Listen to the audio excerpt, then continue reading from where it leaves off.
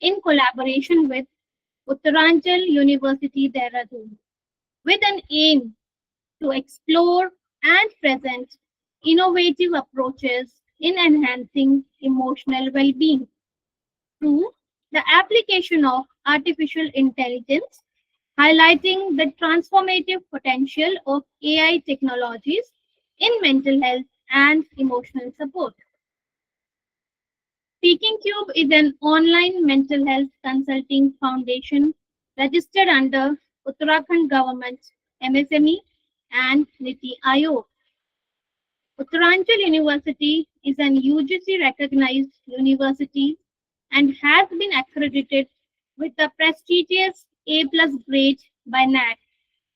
It is the first university in the state of Uttarakhand to receive NAC A+ grade in the first cycle of accreditation. As we are set to start our event, let's offer a prayer to the Almighty. Prayer is an incredible expression of faith and a humble gesture of surrender towards the divine. Before we commence our conference, let's connect our spirits with the higher power to seek blessings, guidance, and wisdom. I request Dr. Shanta Kumar Negi, visiting faculty, Oxford University, consultant Speakingcube, to lead us through the prayer. Dr. Shanta Kumar Negi is in a remote Himalayan area, and due to pressing situations, he will not be able to connect with us today. So, I request Dr. Deepika Chamoli Shahi to start the prayer. Dr. Deepika, please. Thank you, Anupa. Let's start the session by remembering Goddess Shakti. सर्व मंगल मांगल्ये शिवे सर्वार्थ साधिके शरण्ये त्र्यंबके गौरी नारायणी नमस्तुते शरणागत दीनाथ परित्राणाय परायणी सर्वस्याति हरे देवी नारायणी नमस्तुते सर्वस्वरूपे सर्वेशी सर्वशक्ति समन्वते भयभस्त्राहि no देवी दुर्गे देवी नमस्तुते रोगान शेषान भंशी दुष्टा तु कामान सकलान भिष्टान तमाश्रितानां न विपन्नाराणां तुमाश्रितां हाश्रयतां प्रयन्ति सर्व बाधा प्रशमनम त्रैलोक्य साखिलेश्वरी एवमेव त्वया कार्यमस्मद्वैरी विनाशनम. Om Abdin Kling Jamnarich. May Goddess Lakshmi, Goddess Saraswati, and Goddess Kali, Goddess Mahashakti bless us all. Over to you, Anupa. Thank you, Dr. Deepika. I hope the prayer has instilled a sense of calm and tranquility and has prepared us for the activities planned for the day. Dr. Deepika Chamoli Shahi. She is the founder and director, Speakingcube, adjunct professor online, Southern New Hampshire and St. Leo University, USA. I invite her to give a brief introduction about Speakingcube. Dr. Deepika Chamoli Shahi, please.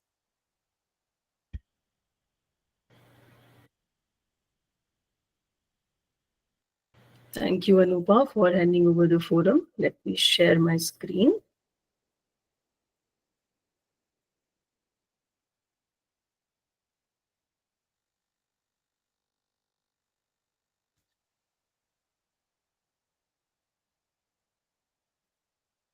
I hope my screen is visible. Not yet.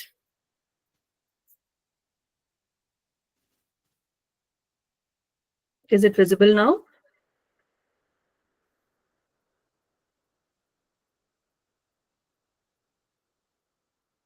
No.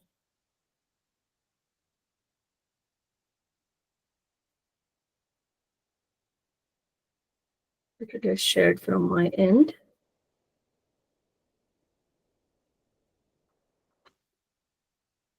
Sneha, Can you please share the presentation from your end? Yes, ma'am.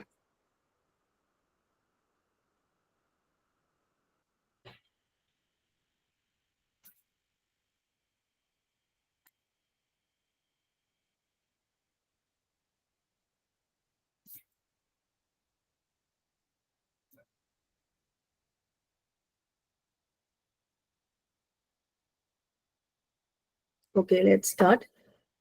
I'm Dr. Deepika Chamoli, the founder and director of Speakingcube Online Mental Health Consulting Foundation, which is a Section 8 company and an NGO registered under Uttarakhand government. I conceived the idea of starting Speakingcube in 2019 before COVID, looking at the condition of people who are in remote areas. They do not have access to mental health services or mental health consultants, counselors, and psychologists, or else there were lack of facilities.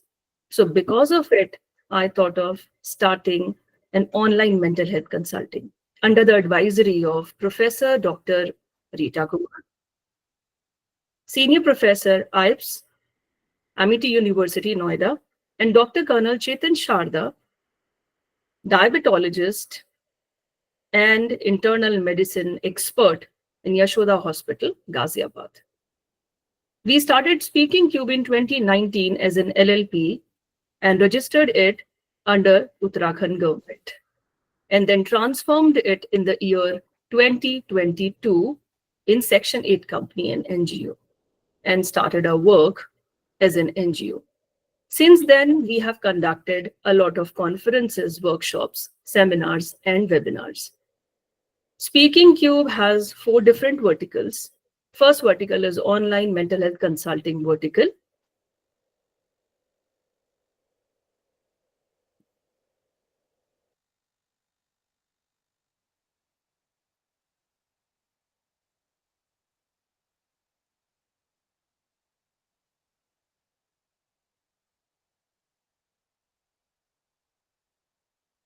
I think Deepika is facing some internet issue.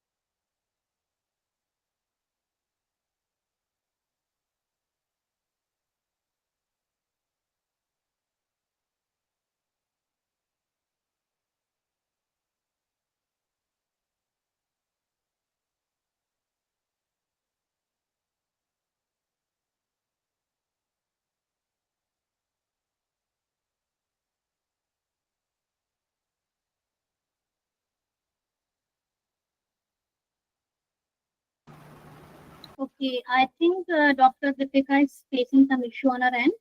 So, in the meantime, I would like to invite Professor Dr. Rita Kumar, advisor and chairperson, Speakingcube, senior professor, AIPS, Amity University, Noida, to speak on role of AI in emotional well-being. Dr. Rita Kumar, please. Thank you so much, Anupa, for giving me this opportunity. Good morning, everyone. Good morning to my respected people and my blessings to all the students present here. I would like to share how this idea of the topic of the conference conceived about it. Because as we all know, this is the era where the human society is evolving very rapidly, and AI and digital technology is playing a very significant role in this evolution. And we can see that we all are depending on the technologies for our development, for our growth, for our betterment, and sometimes this is being misused as well. So we are seeing both the things as use and misuse of AI. But we have to accept one thing. We cannot imagine human life without AI and technology and digital advancement. So that is why it is important for the researchers, people from academia, to accept its role and reshape the role of technology and AI in a very positive manner so that human society will be benefited and we can reach to the remote areas also. As Dr. Deepika was sharing that this Speakingcube was started because of the seeing the lack of the mental health services to the remote areas. The same thing is about this conference because we have seen that AI is shaping the society and academia, researchers, and we all present here have to think about how AI can contribute in the development, and I'll say the positive growth and development of the society. And we can provide so many emotional, psychological support in so many ways to our society and people of different age groups as well. As Dr. Deepika I'm seeing is here, so I'll hand over the forum to her, then I'll continue. Thank you. Dr. Deepika, over to you.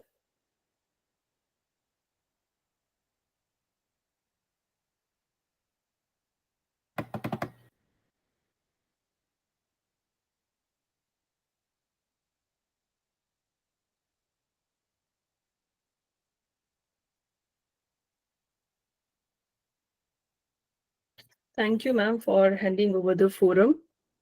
There was some technical glitch as we are on the online platform. So since the topic is emotional well-being and AI, this is the negative part of the technology, and we have to bear with it because we people are meeting from different countries globally. We are connecting with each other, sitting at one place from different times. We have to bear.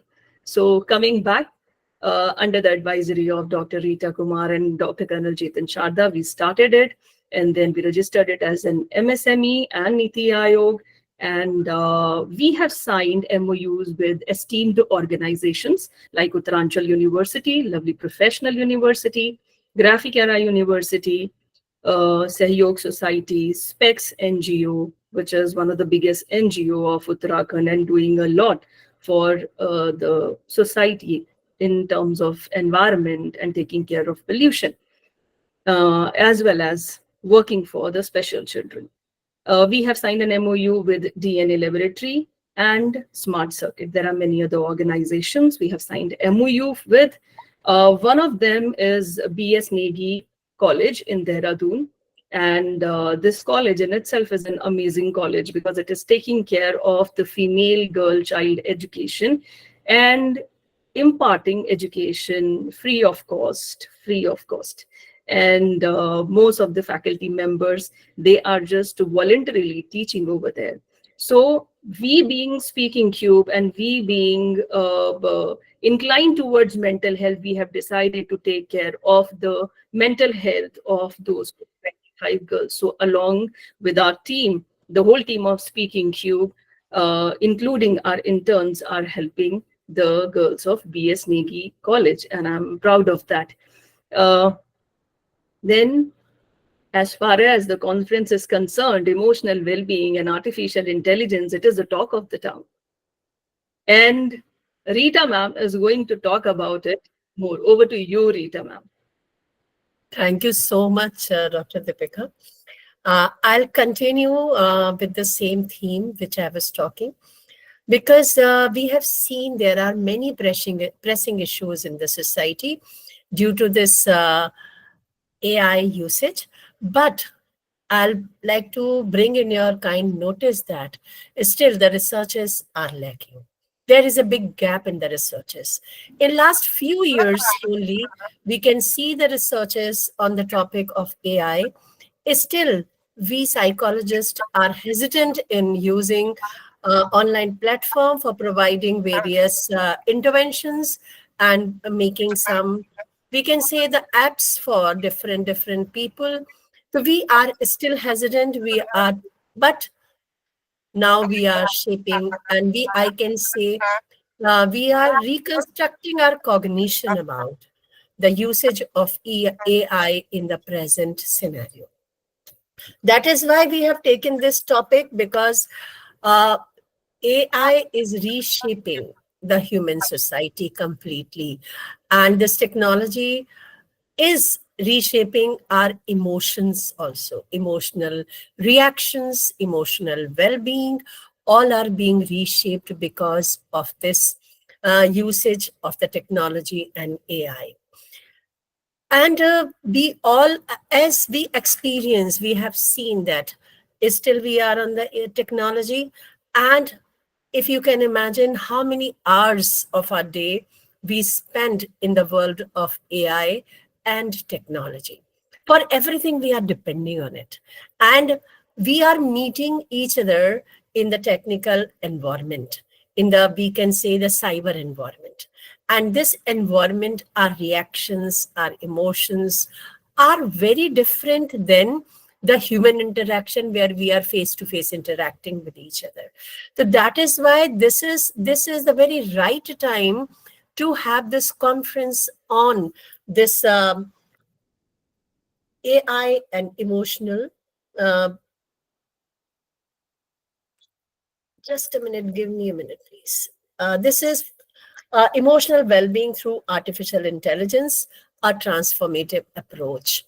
Because scientists and academia need to transform and evolve our approaches, which are meeting to the requirement and the demand of the present time.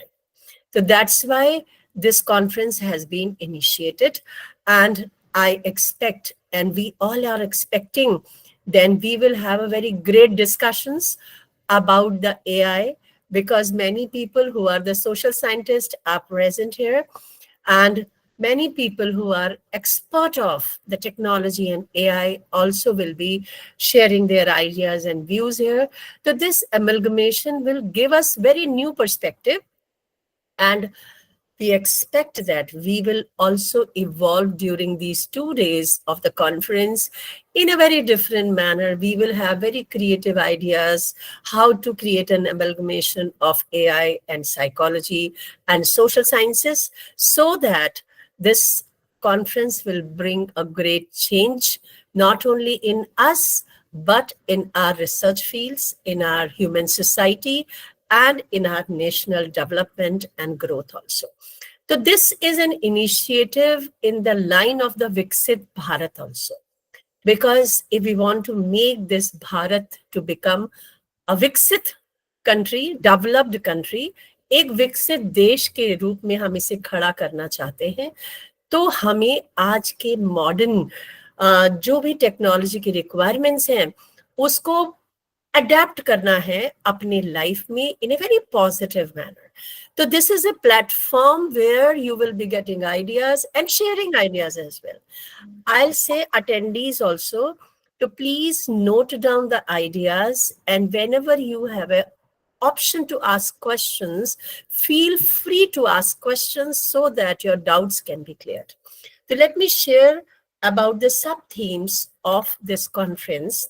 The sub-themes are telemental health therapy, self-assessment through AI, psychometric techniques in AI, digital psychology, mental health and AI, therapy and AI, ethics in digital psychology, legality and digital psychology, AI in justice, chatbots in AI, criminal psychology and AI, legal consideration in criminal psychology, legal consideration in forensic psychology, misusing social media platform and breaching the psychological confidentiality, utilization of social media platforms for mental health, etc. So the aim of this conference is to explore and present innovative approach in enhancing emotional well-being through the application of artificial intelligence. highlighting the transformative potential of AI technology in mental health and emotional support. And see, as Dr. Deepika has shared that they are doing the consultancy with one college in Dehradun, and this is being done with the usage of technology, online consultancy and online mental health services. So I will say that बहुत common सा एक saying है, दृष्टि बदलने से सृष्टि बदल जाती है. So if we change our thought process, if we change our vision, then this universe will also change. And we all will be the part of that developed society where we will be taking advantages and using this technology in the growth and development. Yes, whenever the growth happens, some negative things also happen. But we need to be adapted to learn how to control it, how to change these negativities and transform it to the positive also. Thank you so much, all of you. Thank you for being here and enjoy the conference for these 2 days. Thank you.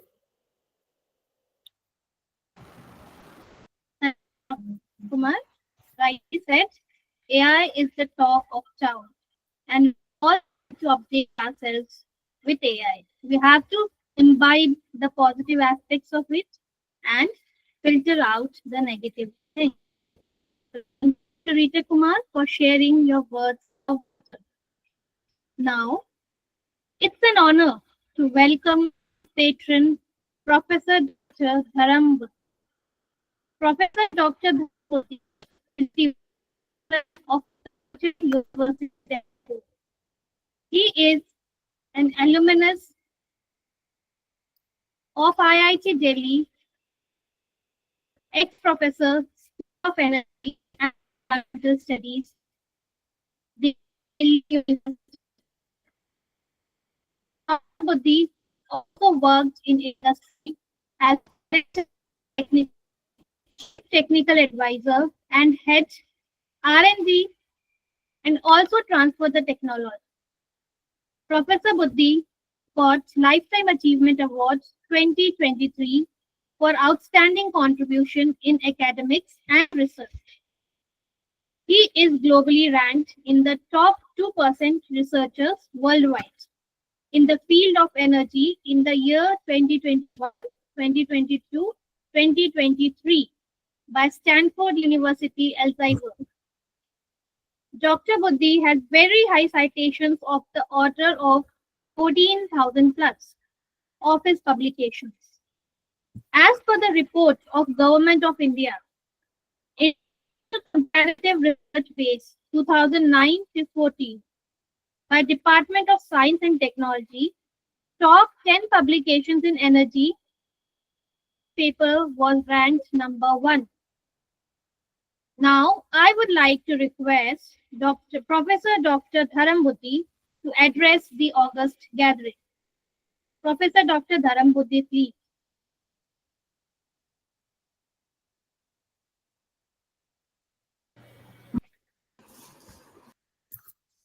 Hello. Yeah, actually VC sir is joining within few minutes.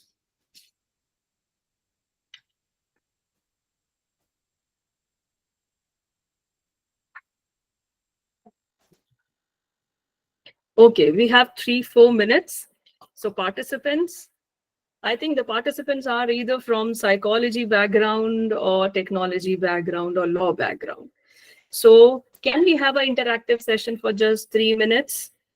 Do you think that this, first question, do you think that this topic is relevant? Because in the valedictory session, we are going to announce something. So please, anybody who think that this topic is relevant to today's need, message in the chat box quickly.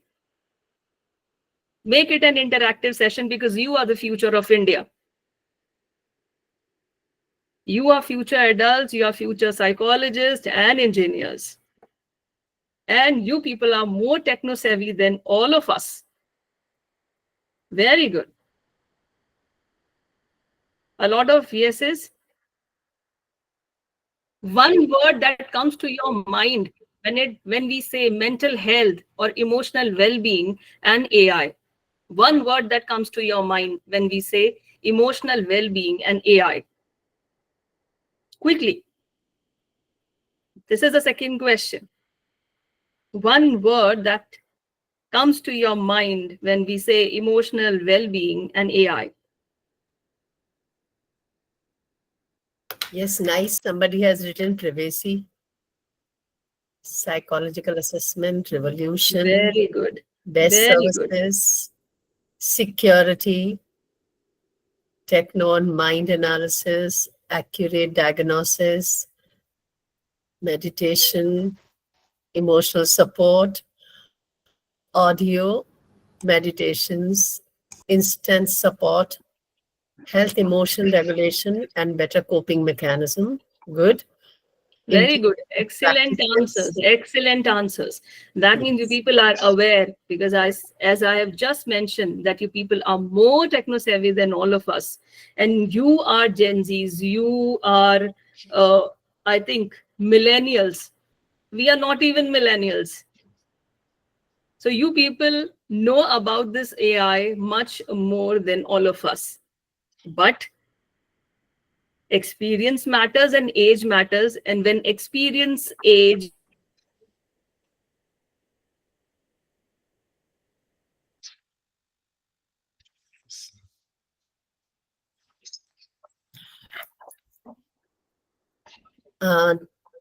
Anupa, please take over, because I think Dr. Deepika is facing internet issue.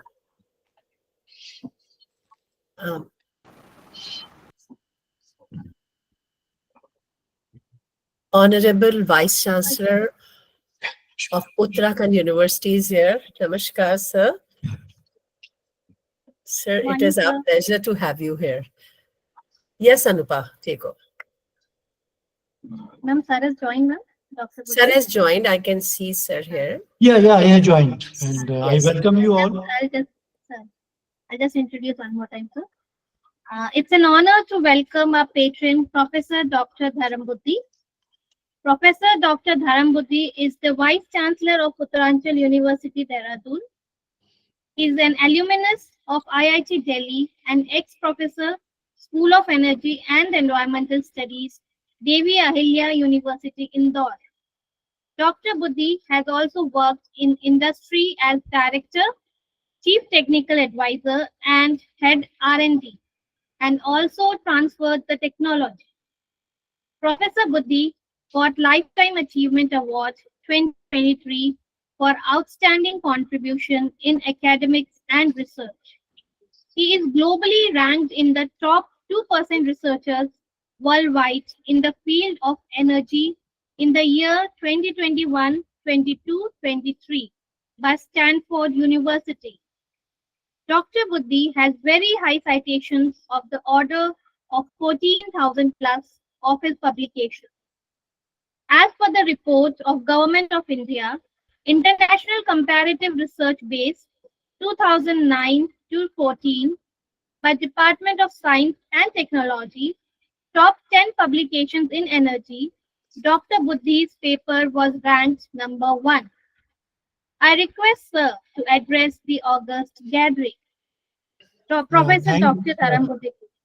Yeah, thanks, Anupa. I'm audible. Sir. Yes, sir. Yeah, thanks, Anupa. I think you had a wonderful introduction, and I welcome all participants. I think a very good number of participants are there when I can see through the virtual, and I must congratulate the Speaking Cubes and Uttaranchal University, of course, organizing the 5th virtual conference, and the topic which you have selected perhaps is the need of hour. When I say the need of hour, recently we have organized mental health week, and a lot of issues were raised by students and experts during that week. I was also part of that. And the topic which you have taken is emotional well-being through artificial intelligence, a transformative approach. I personally feel the topic the theme which you have taken for this 5th international conference is really need to be talked, not among us with a limited group. It has to be talked in a larger group now. Larger group means either a school students may be there, the university, the college, and the social, and in general, the general society is also there, should be part of that. I think we should take the next agenda, that how we can connect the major participation from the society, from the different academic institutions, as well as from industry also. I think nowadays everyone is talking about artificial intelligence, data, what you call big data analytics, meta. And these are perhaps the future of the society. I think recently I was talking to someone and someone asked me, would AI be good or bad for the society? Someone might be thinking it's not good for the society. Someone might be thinking it's an excellent for the society. I think I given an example of 1984 to 88, 89, when the government of India was trying to introduce the computers in banks and other places also. And there was a lot of strikes. Every day there was a lot of strike in banks, that if the computer would be there in banks, perhaps our job would not be secure. I have witnessed those kind of strikes, those kind of activities during late 80s. But finally, what we saw that when the computer technology was introduced, either in bank or in any other sector, in industry, in education, whatever the sector it is, the opportunities have expanded like sky is the limit there. Everyone now, if you, like earlier we were talking, you cannot think the life without electricity. Now we say that if you cannot think life without internet, without technology, which is basically the digital technology. So I feel this is a very important topic which we are talking today. But the most important thing is that how we can make use of artificial intelligence for mental health. And I feel, as I'm not an expert in this area, but what I feel, you have to train the machine through machine learning, having a certain data. And I feel, I quoted it somewhere that like in certain industries, if you can understand through some AI, the psychological or mental health of a person, either a student in or a person in industry. I think recently one of the person was quoted in ENY, which is considered to be one of the good organizations making policies across the world. And one of the person, due to some target task, he could not survive, he suicided. Similarly, if we see the quota ones, which very popular, known as for the coaching center basically, and many students, in fact, every month, there are certain casualties, young students. So if we, through this conference somewhere, we can think something like this, that how we can make a program, develop a sort of coding or a analog for that, that prior, like in industry, we talk the prior action, which you call the proactive action, basically. That if you are going through AI or industry 4.0 or 5.0, then you can say this particular machine is requiring maintenance immediately. And so without losing the production, I can take a proactive maintenance of that machine. So similarly, can we think something like that, that if a person having attention in his or her mind, and thinks that we should try to save his or her life, perhaps the AI with mental health can help in a better way. The topic, I think I must also congratulate the Speakingcube resource persons. Dr. Deepika Chamoli Sahi is there, who is the founder of a wonderful activity. And as I mentioned, it's not only limited to a certain small group. It's basically, it should need to be expanded to a larger group. Maybe, as I mentioned earlier also, and also really appreciate the opening prayer done by Dr. Shanta Kumar Negi, consultant Speakingcube, and Major retired Anupma Devi K. Perhaps and other speakers like Dr. Rita Kumar is there. So what I feel, the kind of efforts you have done to bring the experts at one platform. And I feel these all experts, if they are sitting together through virtual mode, and I feel that they can develop certain strategies, certain kind of actions that how we can make our society strong in terms of mental health. That's very important. Either it's a male or female, his or her, whatever the gender is there. So I feel that we should all work towards it. And when I saw the topics which you have, the objectives and the topics which you have taken, I think I think one of the issues which was coming, I think was discussed somewhere. One is that we are training the machine. Second, if the machine is having a self-training, this was also discussed somewhere, that you need not to train the machine and the machine to be trained self. Self is training, taking self-training. Perhaps that's also need to be thought how useful or how not useful it can be. But that's again very important. If you train the machine, then you know that what the machine is going to do. But if the machine is taking self-training, then perhaps the predictions is a big issue. That what the machine is going to do, how it is going to do it, what it is going to do. So I think we all need to discuss these all topics. And not only in mental health, I think you have taken it other subject also, like therapy and AI. This is one of the topic which I have looking in your sub-themes. I think if through AI, if there are certain therapies can be provided to make mentally strong the people psychological studies of the persons, perhaps I feel that the outcome of this conference is going to be very useful. And again, I will share one that how the self-trained and the AI, a small story I read a long back. I will share it. That's in Hindi. I know I can see a few experts from international, but I will tell the story in Hindi and mixed maybe in English. One prince, he went to the forest for basically to kill some animals, what you call the shikar karne ke liye. And then he met a girl there, and the girl was basically alone in the forest, and they become friends. And every day the prince was going to the forest, having the rice and pulse together with the girl. In between, the girl came in contact with another person, and they also have the friendship. And one day the person and the girl, they were sitting together, and they had a discussions for a longer time. At the same time, the time of the prince was also there to be in the forest to have an interaction with that girl. Then she asked that another person, what should I do? I don't have a time to cook rice and the pulse separately. He said, mix them and make a khichdi out of that.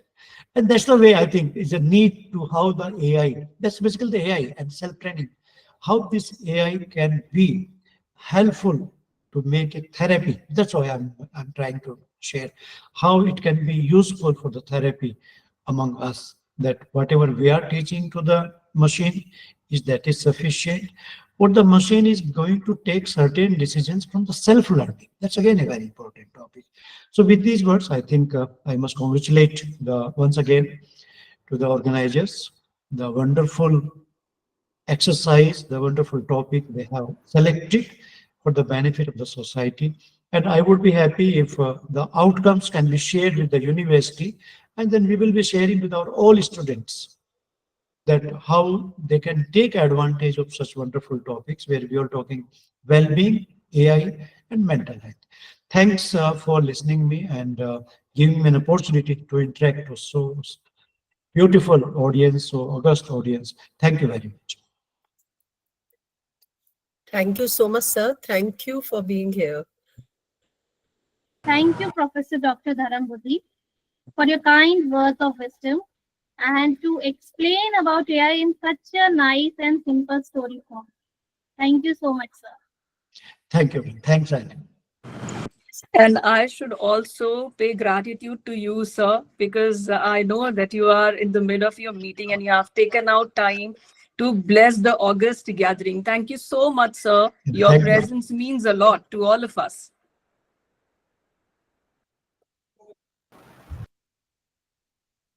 Now, I would like to call upon our guest of honor, Dr. Neil Coburn. Dr. Neil Coburn is the founder and president of Academy of Mindful Psychology, California, USA. Mindful psychology, a theory developed by him, is an interdisciplinary theory that integrates aspects of mindfulness with Western and Eastern psychology, neuroscience, specifically affective neuroscience, health and wellness, and consciousness and spirituality. Dr. Coburn is also an educational consultant working with a variety of higher education schools throughout the country and an executive consultant assisting companies and corporations. He has always been very supportive to the positive endeavors of Speakingcube. I request Sir to share his words of wisdom with us. Dr. Neil Coburn, please.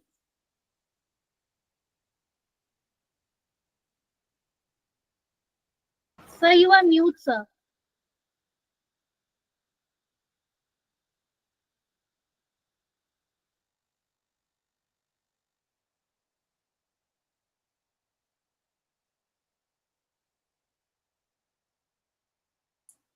All right, here we go. Yes? Technology. I said good evening, but it's good morning for you. Yes. You know, it's interesting. I was thinking about what I'd like to talk about, and I live in the heart of AI. So I am just a short distance from Silicon Valley with Google and Amazon and Microsoft and NVIDIA. And these are the major players and the developers of AI. And at first I thought about talking very specifically about the use of AI in psychotherapy, which I can talk a bit about, its clinical implications. But I thought I would talk about something that is a much larger picture. And I was thinking about a video that I had watched many years ago, which you can see, by the way, on YouTube, about the reintroduction of wolves in Yellowstone National Park. Yellowstone National Park is a national monument, essentially, in America. Beautiful wilderness. And the wolves had disappeared and actually hunted to extinction in 1926. And as a result, it changed the entire ecosystem of Yellowstone National Park. So in 1995, they decided they were going to reintroduce wolves to Yellowstone National Park, which they did. And they reintroduced the pack of wolves. And what they saw over the next decade was nothing short of remarkable. Because not only did it provide what they had hoped in regards to, the word is culling. Culling means they wanted to reduce the deer population because the deers had no predators. And as a result, they were impacting the topography of Yellowstone National Park. Not only did it do that, it changed the entire landscape, literally changed the entire landscape of the park. There were rivers where rivers never happened before. There were bears that returned to Yellowstone National Park. There were bald eagles that came. The entire scenario, the whole world of Yellowstone National Park changed because of the introduction of these wolves. And again, you can go to YouTube and you can Google this. You can search this. Beautiful to watch. This is what will happen with AI. Undoubtedly, unquestionably, we are at the precipice of a new world, essentially. And I'm not trying to be dramatic here. And I'm not really wanting to talk about the fears about, the machine being more intelligent than the human and they're going to take over. And it's not about that. It's about the impact that AI can have on human development and emotional well-being. So I want you to think about something. There are projections that suggest that upwards to 40% of the workforce will no longer be needed because of the advent of AI.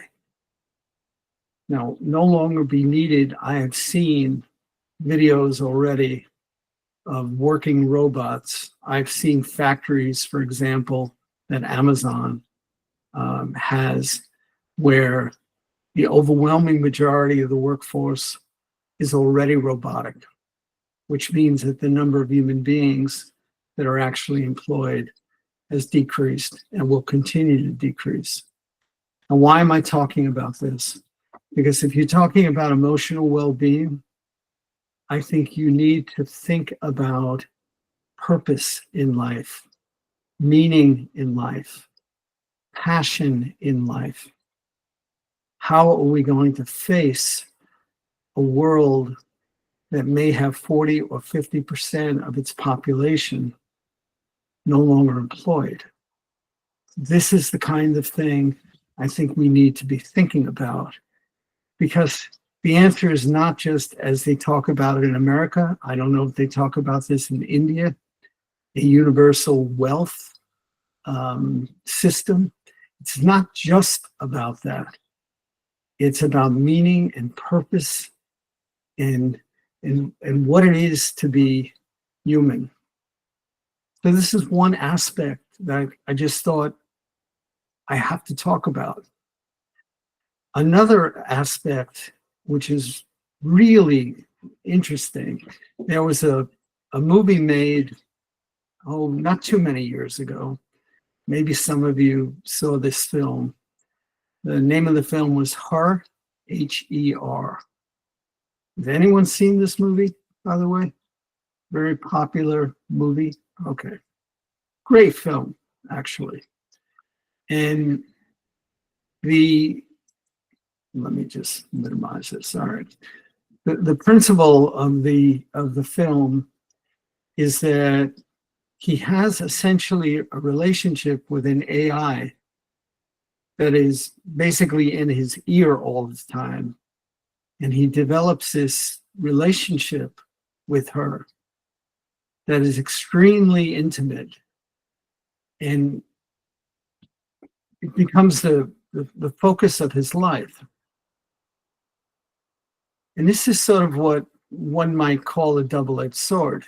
And that is that there's tremendous loneliness in the world. And there is no doubt in my mind that just as we've seen this explosion on social media over the last decade or so, there will be an explosion in regards to more consequential relationships with AI type machines. And so on one hand, it'll probably very much reduce loneliness. On the other hand, it's going to continue to create isolation and disconnection. And I want us all to absolutely embrace the idea that human connection is the key to life. That human connection is what ultimately contributes to the very thing that we're talking about tonight, which is emotional well-being. I wrote a book called Emotional Well-Being, actually. So it's not all doom and gloom. There's going to be some amazing opportunities with AI. Much of what we're challenged with, and I come from a clinical background, I work with people clinically, is trying to understand the impact of the physiology, the brain chemistry that affects the way people feel, the way people act, the way people perceive the world. AI can really assist us in understanding the way the brain is structured and how it operates and what ways we can modify and interact with it in a very positive way. There was a company not long ago that within a matter of days was able to synthesize years worth of data in terms of determining a cure for a medical situation. And the advancements in both mental health and physical health is going to be remarkable in regards to the potential that AI has. AI can be, and I appreciate what has already been said, that how we teach the machine will impact how the machine is going to ultimately relate to us. But AI has the capability, or will have the capability, of being nuanced. Nuanced meaning it can pick up the nonverbal cues that someone is displaying in relation to the machine. It can relate in ways that is less limited than the ways that we currently relate in clinical settings. I mean, I'm reluctant to say this, but my job as well might be on the line. There will be virtual therapists, and virtual therapists can actually be quite helpful. There's no question about it. My concern is it has to support human contact. I am very much concerned that there'll be less and less human contact, more and more focus on interplay between AI and individuals. There can be a breakdown in family systems as a result of this. And I just think that we have to recognize that our journey, I ask many of my clients, I run groups, and I ask them, why are you here? What's the purpose of being on Earth? And for me, it's the evolution of consciousness. AI can help us to evolve our consciousness, then it will have done a wonderful benefit in regards to mental health and human development. And I believe it can. But I think we have to understand this delicate balance that is before us. And will be here in a very, very short period of time. This is not about it happening in our lifetime. This is about it happening in the next half decade. There are going to be major changes in this regard. So I think that's the main thing that I just wanted to point out. I am someone who embraces technology, I will tell you. So I don't come at this from a negative place, but I do come at it from what I think is a realistic place. And we just have to really be sensitive and aware of how things are likely to develop. And it behooves all of us to really impact the way this is going to unfold. So thank you so much. I always appreciate being part of this organization. I support it wholeheartedly. And thanks again from America for having me tonight or today. Thank you so much, sir, for being here and being with us and supporting our positive endeavors every year. Whatever positive endeavor we do, you are always there and you always say, I support you because I know you. Whatever you will pick is going to be beneficial for the society. Thank you so much for being the guide, sir. Dr. Neil, sir, was my PhD guide, and all of my PhD guides are here and they are always supporting me. So thank you so much, sir. Thank you so much for being here. Namaste. Over to you, Anupa. Thank you so much, sir. Thank you. Rita, so Thank you, nice sir. to see you. Thank you so much, sir. I think few people have raised their hands.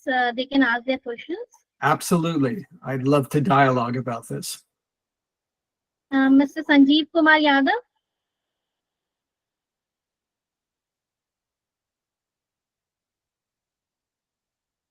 Mr. Sanjeev Kumar Yadav, you have raised your hand.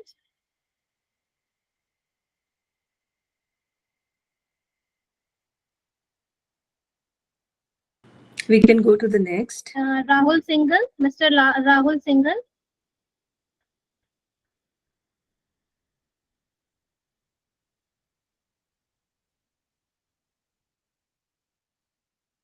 Okay, Anupa, we can take the questions afterwards. Thank you, Dr. Neil Kubran. Okay. Thank you for your kind words of wisdom. And in today's AI world, you have shown us the importance of human contact. Still very important in today's AI world. Thank you so much, sir. Thank you for being with us here today. You're very welcome. Now,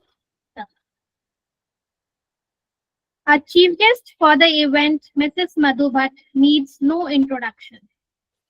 माननीय मधु Bhatt ji Uttarakhand government में राज्य मंत्री हैं और उत्तराखंड संस्कृति साहित्य एवं कला परिषद की उपाध्यक्ष हैं।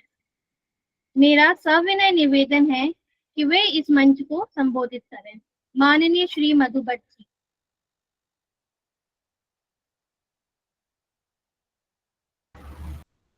मैम आप म्यूट है मैम।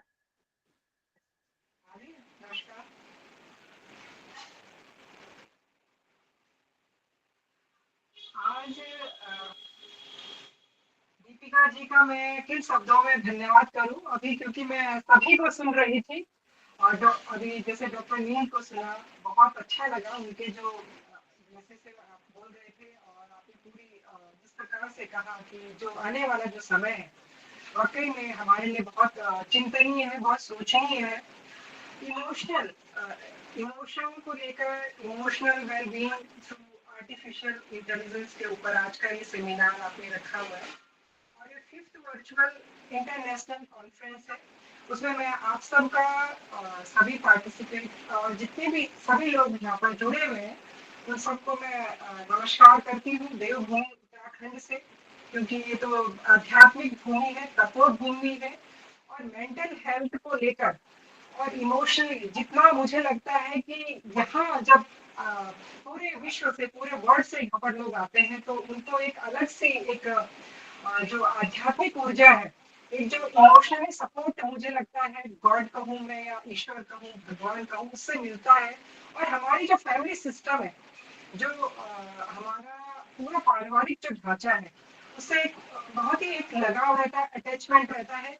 लेकिन जहां तक अभी बात हो रही है, जिस प्रकार से आर्टिफिशियल जो इंटेलिजेंस उसके ऊपर जो ये आज की जो ये वर्चुअल बैठक रखी है, मुझे लगता है कि इसको लेकर दीपिका जी ने बहुत गहन जो है शोध किया है और सबके लिए एक बहुत बड़ा एक विषय रखा है कि जो आज के आधुनिक युग में जब पूरा विश्व एक मंच पर आ गया है, तो हम लोगों की हिंदी समझ आ रही है सबको?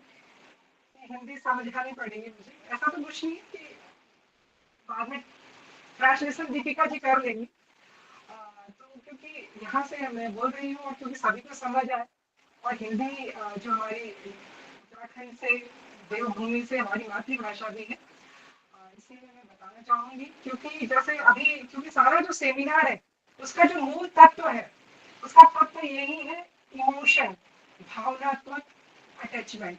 और ये जो भावनात्मक अटैचमेंट होता है हमारा, इसी विषय को लेकर जिस प्रकार से कृत्रिम ये जो हमारा इंटेलिजेंस के ऊपर हमारी ये जो बात चल रही है, कैसे करेंगे, जो आने वाले समय में कैसे हम मशीन से बात करेंगे, कैसे वो हम जब उनसे बात करेंगे तो वो कैसे हमारी भावनाओं को, जैसे नील में जी की बातें मैं सुन रही थी, उन्होंने पूरा व्याख्यान दिया कि आने वाले समय में कैसे हम लोग जो है मशीनी हो जाएंगे, मैं ये कहूँगी। और उसमें हमारी जो भावनाएं हैं वो कैसे हम अपने इमोशन कैसे व्यक्त करेंगे, वो उसको जब हम बोलेंगे वो किस रूप में उसको लेती है, ये भी बात होगी। साथ में हम लोग कैसे आने वाले समय में किस प्रकार से हमें ये हेल्प भी करेगा, तो ये भी हेल्पिंग के लिए भी ये भी बहुत जरूरी है कि हम लोग क्योंकि हर हर कोई जो हमारे जो इमोशन होते हैं हर किसी के साथ शेयर भी नहीं कर सकते, यहाँ पर वो हमें काम भी आएगी।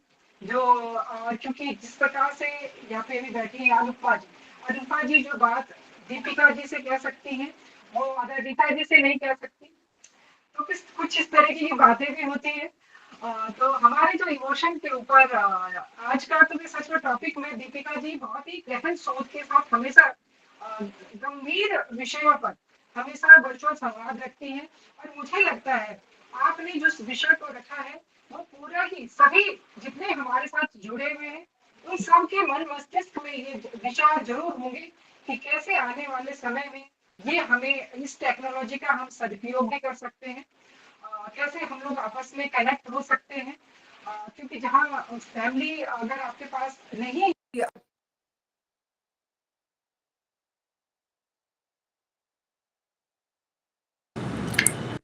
आपकी आवाज नहीं आ रही है। बात को रख सकते हैं।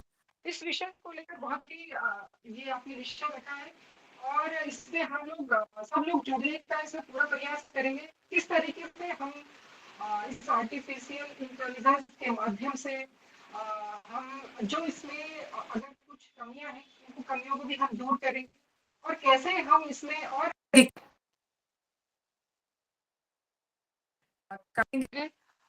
तो मैं आगे इतना कहती हूँ क्योंकि बहुत समय मुझे लगता है अभी बहुत सारे लोगों के इसमें विचार आने हैं और मुझसे जो संभव हो पाएगा।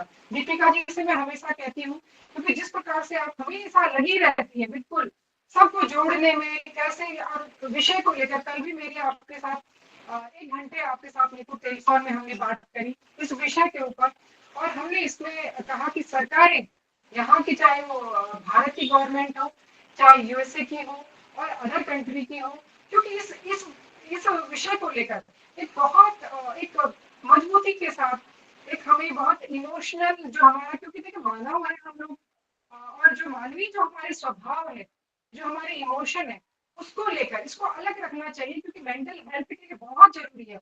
जब हमारा मानसिक जब विकास होगा तभी तो और चीजें हम संभव कर पाएंगे। और चीजें बहुत डेवलपमेंट हो रहा है अलग अलग तरीके से हो रहा है, लेकिन यहाँ पे मुझे कमी नजर आती है हर उसकी चाहे कोई भी हो चाहे पूरे विश्व स्तर पर। मुझे लगता है कि जितना एक मेंटल इश्यू के ऊपर मानसिक स्थिति के ऊपर जितना सोचना चाहिए था जिसमें सबसे पहले काम करना चाहिए था, क्योंकि ब्रह्मांड जो है मस्तिष्क ब्रह्मा जी की उत्पत्ति अगर मैं कहूँ कि अगर कुछ गॉड कहता है कुछ और अलग अलग कहते हैं अपने धर्मों के अनुसार, अगर उत्पत्ति हुई है तो सबसे पहले उसकी सोच से हुई है, मेंटल अगर ईश्वर ने सोचा है तो दिमाग से सोचा और उन्होंने पूरा क्रिएशन कर दिया, पूरा वर्ड बना दिया। तो ऐसे ही मेंटल को लेकर, जो मेंटल हेल्थ को लेकर सबसे पहले इस पे, चाहे डॉक्टर हो, साइंटिस्ट हो, चाहे कोई भी हो, उनको सबसे पहले इस जो ये बहुत ही ऐसा इशू है, इस पे चर्चा करनी चाहिए। और इस चर्चा से हम लोग बचते हैं। चाहे मैं घरों की बात भी करूं, अगर हम एक, क्योंकि पारिवारिक है, हमें पता है एक माँ भी है, एक बहन भी है, एक बेटी भी है, हमको जो पारिवारिक जो हम देखते हैं, तो उस इशू से, जो ये मेंटल हेल्थ के ऊपर जो इशू जो आते हैं, उसमें हम बचते हैं, इसलिए शेयर भी नहीं करते और बचते हैं उससे कि नहीं हमारा ये इस टॉपिक पे हम कैसे बात करें, कैसे बताएं, कैसे चर्चा करें।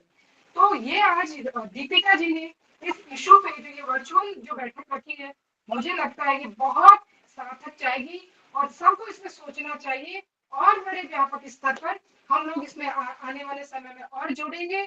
और मेरी बहुत बहुत, क्योंकि मुझसे जितना गवर्नमेंट की तरफ से मेरा, क्योंकि वही है, कल्चर है और जो हमारी संस्कृति है उसको बचाए रखने के लिए हम लोग जरूर चाहेंगे कि तभी हम बच पाएंगे जब एक मनुष्य का पूरा सर्वांगीण जो एक मन, मस्तिष्क और जो एक जो विचार होता है, उससे जब हम जुड़ेंगे, कनेक्ट होंगे, तभी हम एक सार्थक काम कर पाएंगे। दीपिका जी, आपके द्वारा जो भी सुझाव आएंगे, अभी बहुत सारे लोगों ने अपनी बातें रखनी है यहाँ पे, जो भी आप मेरे लिए जो हो सकेगा, चाहे गवर्नमेंट, चाहे आप कहेंगे कि सरकारी स्तर पर, और चाहे सामाजिक स्तर पर, और चाहे स्वयं मेरे स्तर पर, मैं इसको पूरा करने का, इसको पूरा आपके साथ में बिल्कुल हर प्रकार से मैं आपके साथ हूँ और पूरा आपके साथ डिवाइन एनर्जी आपके साथ हमेशा रहती है। मैं क्या कहूँ, क्योंकि हम सभी लोग उस आज अगर कनेक्ट हुए हैं तो उस डिवाइन एनर्जी ने हमें कनेक्ट किया है। मैं बहुत बहुत धन्यवाद करती हूँ आपका कि आपने मुझे समय दिया। मैं बहुत बहुत सभी लोगों से, आपके जो सुझाव आएंगे मैं हमेशा आपके साथ हूँ। धन्यवाद। बहुत बहुत धन्यवाद मैम इस सभा को संबोधित करने के लिए और अपना आशीर्वाद सभी को देने के लिए। बहुत बहुत धन्यवाद ma'am. Over to you Anupa. धन्यवाद माननीय मधु भट्ट जी, आपका बहुमूल्य समय इस कॉन्फ्रेंस के लिए निकालने के लिए और हमसे अपने विचार शेयर करने के लिए। और आपका हमेशा स्पीकिंग क्यूब के लिए बहुत बड़ा सहयोग रहा है, उसके लिए हम आपको बहुत बहुत धन्यवाद करते हैं। धन्यवाद।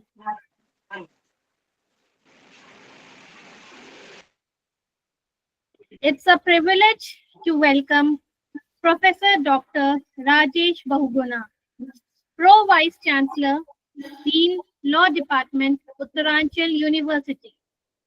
He has more than 43 years of working experience, a renowned face in legal academia of the state.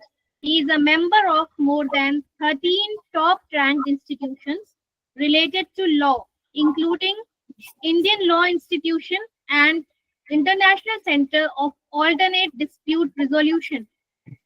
He is on the panel of more than 15 universities and state public service commissions. Professor Rajesh Bahuguna is recipient of numerous awards and appreciations, most noteworthy being from His Excellency Dr. K.K. Paul, the then Honorable Governor of Uttarakhand, and Honorable Mr. Justice Rajesh Tandon, Chairman of Law Commission of Uttarakhand. I invite Sir to address the gathering. Professor Dr. Rajesh Bahuguna, please, sir. Thank you so much. On the occasion of this international conference, founder and director of Speakingcube, Dr. Deepika Chamoli Shahi, patron of this conference, Professor Dharam Buddhi ji, State Minister from Uttarakhand, which is Madhu Bhatt ji, and speaker from USA, who was just speaking, Dr. Neil Karvin, Professor Rajesh Singh, Professor Anita Gehlot, and all the keynote speakers and organizing committee. and audience, those who have connected and those who will be listening it in recorded form, I extend my greetings to all of you. I take this privilege to welcome you on the behalf of Uttaranchal University from Devbhumi, Uttarakhand, from the land of God and Goddess, from the land of Gangotri, Jamnotri, Kedarnath and Badrinath. You all are welcome. Today, at the outset, I would like to congratulate efforts of Speakingcube under the leadership of Dr. Deepika Chamoli for organizing this international conference on a very contemporary issue. Dear friends, when we talk about well-being of human being, it is something which we cannot understand in isolation. It is a combination of so many things. I am a professor of law, so I believe that law is for the society. And the character of society is dynamic, meaning thereby rapid changes are taking place in the society, lifestyle, mindset, thinking, day by day. A thing which is today considered as moral may not remain moral forever. A thing which is today considered immoral may have a good reception of the society within a passage of time. So if law has to keep pace with the society, it needs to be updated either or changed according to the need of the society. So when we talk about well-being, there are series of social legislations, and these legislations are directly related to the well-being, whether it is mental, whether it is physical, whether it is social, political, or anything. So ultimately the things come to the legislation. Now the process of legislation, I mean to say making of law, what a common man understands is on the floor of parliament or legislative bodies. But now the time has changed. Definitions are being changed. Interpretation are being changed. Now law making body, of course it is parliament or the top legislative authority of any state or government, but public opinion has become more important in lawmaking process.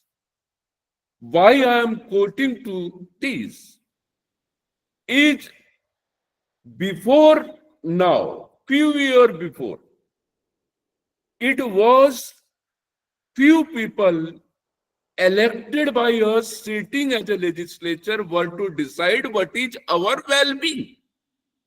Because law is for the well-being. Law is for the society.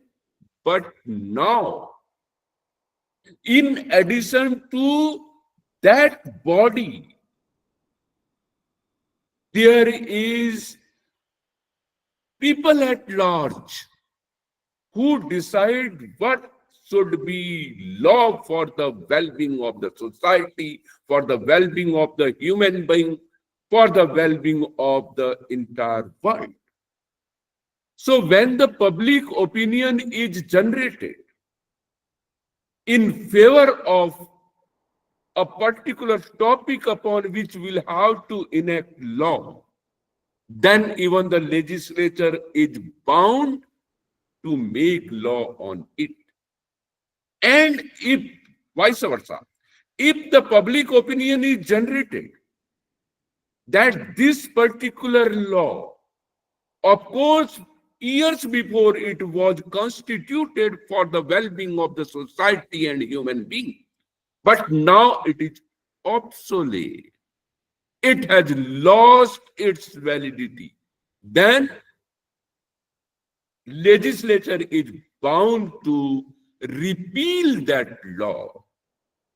There are series of examples in our country when on the basis of the public opinion, laws are made, and on the basis of public opinion, laws are repealed in this country.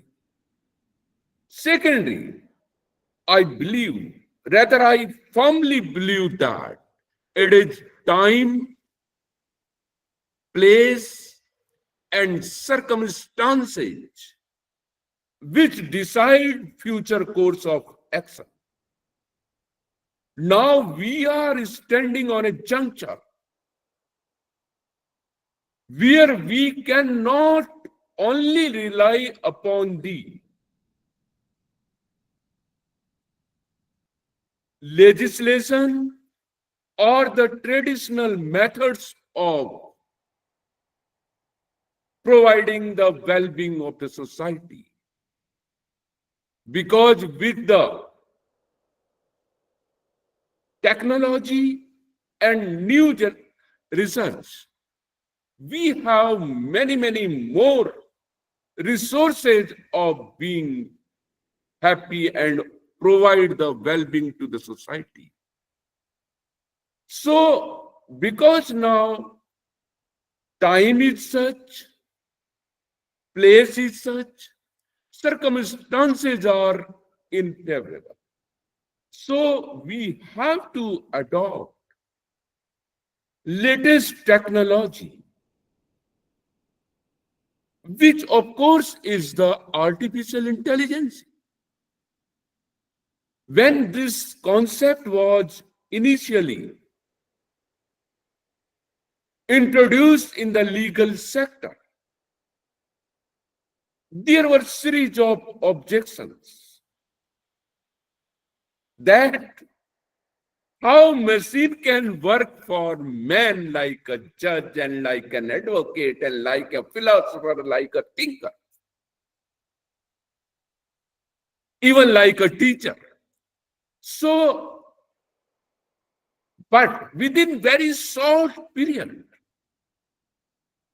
people have understood in legal profession also that the basic aim of every law is well-being for the society, for the human being, for the world at large.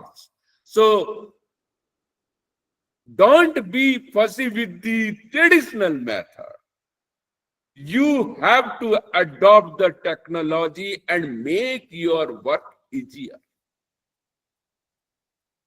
Instead of applying our mind on the routine matter, cyclo-style type of matter, we must apply that energy on other things, like where we have to make the policies for the well-being, we have to design the system for the new technological development and all.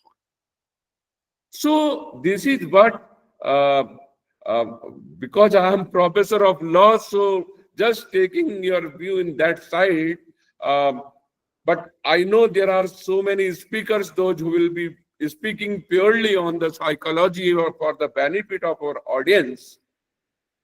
But at the same time, I must congratulate and appreciate the efforts of the director for organizing this conference and bringing together the people, thinkers, philosophers from the entire world on the same platform. So I wish all the best, and I expect best deliberation during these days for on this platform, and the outcome of this conference will definitely be a meaningful and eye-opening guidelines for the series of our audiences. Thank you. Thank you so much. All the best. Thank you so much for your word of wisdom, sir, and your blessings. Thank you so much for gracing the occasion. Over to you, Anupa. Thank you, sir. Thank you so much for your good wishes for Speakingcube and for the conference. Thank you so much, sir, for being here today. Now, I would like to invite Professor Dr. Priyaranjan Avinash. He is a professor and head of department at Department of Psychiatry, Himalayan Institute of Medical Sciences, Jollygrant, Dehradun. He has an experience of more than 11 years. He has received many awards and recognitions, one being the Torrent Young Scholar Award in 2010. He is an expert member of Draft Committee of Rules, Regulations and Minimum Standards of Mental Health Establishments, Uttarakhand Government. Professor Dr. Priyaranjan Avinash will be speaking on role of AI in psychiatry. Professor Dr. Priyaranjan, please. Yeah, thank you very much, Anupama, for a very warm introduction. And I would like to thank Dr. Deepika Chamoli Shahi for inviting me at this August gathering. The topic, when I first heard from Dr. Deepika about artificial intelligence and mental health, it was a topic that I would say was very close to my research interest, as well as my most recent, some of my clinical interests as well. So I said yes immediately. So before any further delay, because I see that the program is very tight and we have 10-15 minutes for each of the speakers, and I must give you a compliment for that because the program is running absolutely on time.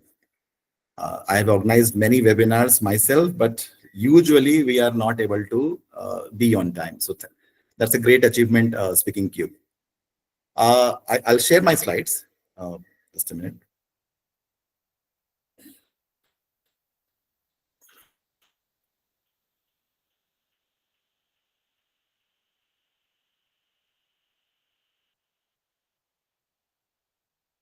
I hope my slides are visible. Yes, can somebody tell me, is my slide visible? Yes, yes. Yes, sir. Yes. Yes. So the topic was given to me was AI in psychiatry. Already, I think in last almost 1 to 2 years, I don't know anybody who would not have used AI in some form or the other. First ChatGPT came, then Google Gemini came. Now we have AI services at our fingertips, even through WhatsApp Meta AI. So this is about time that AI will probably become such an integral part of our life that there won't be any escape. So the first question is, why AI in psychiatry? My answer to that question is, why not? Well, as we speak in our country, resources are limited. So the human resources as well as other resources to provide adequate amount of mental health care in our country is limited. The outreach is still poor. So I had this discussion with many of my psychologist colleagues, and I would often get into some kind of a discussion with them, that I tell them that though the outreach of psychiatrists over last decade has become better even in the remotest part of the country, but as far as the availability of trained clinical psychologists are concerned, in the smaller tier 2 or tier 3 cities and in the villages, it's almost non-existent. So we have a resource limited country. The outreach of quality mental health care is very poor. So with this, there is a huge gap, and that gap can definitely be filled with the advancement that is happening each day, I would say, in AI. And AI can become something like a stopgap. It may not replace, and should rather, I would say, it should not completely replace a trained mental health professional ever, but it should always be there to assist a mental health professional in bridging these gaps. There are some advantages also of AI. It can provide personalized care. We already see telepsychiatry is booming. Like post-COVID, I remember, most of you would remember 2020, majority of the healthcare facilities were closed because of the COVID pandemic. And people suffering from mental health problems were, I would say, one of the worst victim of COVID pandemic, because they could not reach their therapist or their doctors. But interestingly, within a span of few months only, the government of India came up with the telemedicine guideline, and the NIMHANS, which is the almost like an apex body of all kind of mental health institutes of our country, came with telepsychiatry guideline. Now, if you look at the telepsychiatry and telemedicine guideline, you will see the amount of scope that AI will have if telepsychiatry or telemedicine is practiced the way it should be practiced. So the first question was, why AI? My answer is all this. And the last thing is that we cannot stop this. So you either, love it or hate it, but we cannot ignore that AI will take this area of psychiatry and mental health like a storm, and it will happen very soon. It has rather started happening already. So AI has its role in psychodiagnostic, like as far as the diagnosis of various psychiatric disorders are concerned. It has its role in therapy also, treatment also. First, with the diagnosis, let's try to understand how AI can start helping a trained clinicians or a psychologist in making diagnosis. We already know majority of the diagnosis of psychiatric disorders are done through very standardized manuals like DSM or ICD. The AI algorithm can very easily be programmed to use it effectively, because our diagnosis is very standardized. Usually, the manuals are very standardized, even though clinicians may have their own personal understanding and their own subjective way of interpretation, but the manual is very standardized. So AI algorithm can definitely be programmed to use it effectively. Already, facial recognition, affect analysis, emotional analysis, etc. is possible even with the current level of AI that we have. So already there are applications using AI which can, if you give a speech sample to them, if you talk to that application for a while, it can remarkably, with good amount of accuracy and I would say validity, can read your emotional and affect analysis can be done. Phrases, expressions used, speech and language, all this also can be analyzed with the AI over time with the advancement that will happen. And I'm seeing that advancement happening within the span of next 1 or 2 years only. That, like, for example, most of the psychiatric diagnosis is done through psychiatric interview. where the clinician talks to the client or the patient. And during that talking and asking questions and taking good history only, large part of the diagnosis is made. And that can very well be done at this moment with AI. Another thing that can AI do is that it can detect digital biomarkers of common mental health problems using digital footprints. So we have some of the esteemed panelists and speakers I can see who are experts of digital platform and coming from the IT background. They can vouch for it, that what kind of searches that you do on your devices can very well be analyzed. And with the amalgamation of the mental health expert and the technical expert, we can also analyze the person's psychological and emotional state based on the digital footprint of that person. Now that is all about diagnostic aspect of using the AI. What about therapeutic aspect? Treatment guidelines can be incorporated and tailor-made treatment protocol can be generated, which can be integrated with the artificial intelligence applications. Now, there are already many applications. Some of you must be aware of the applications like Robot or Visa, which are obviously has got international presence. But our very own, like I am part of one of the application called I Will Gita, which is using very simple generative AI technology to provide simple day-to-day counseling in Hindi language. So I have been using on some of my clients lately, and though it can never fill the actual role of a counselor or a therapist, but it can definitely be available round the clock 24/7 to provide any kind of counseling or therapy needs for emergency or immediate needs can be provided. In future, the virtual reality and AI can be combined together to provide various kind of therapies, like simply, if you can imagine, guided imagery can be done very well, conditioning can be done very well, ERP can be done very well. So as far as the psychotherapy part of the therapy in psychiatry is concerned, the current level of artificial intelligence can do quite a bit of it already. So what are the promises that we have? It can assist clinicians. It can pick early warning signs of major mental health problems. It can provide personalized treatment. It can bridge mental health care treatment gaps. And I must say, it's not about replacing, but supporting clinicians. But there are certain limitations also. The esteemed speaker who was speaking just before myself, he spoke about the legal aspect of mental health. Now, definitely there is a lot of legal aspect of using AI in psychiatry. The legal accountability. Now, for example, if I am a clinician, I am providing treatment to my patient, I have a legal accountability towards my patient. But what about the AI? Can that be legally held accountable? And then how? There's a huge risk of data privacy and confidentiality.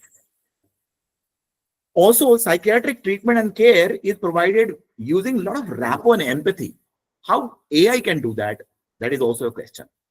Now, in India, the legislative system of Mental Health Care Act 2017 and the Telepsychiatry Guideline 2020 need to be followed throughout, even though we are using AI. One major challenge I could see that certification would not be possible as of now with the current level of AI that we have.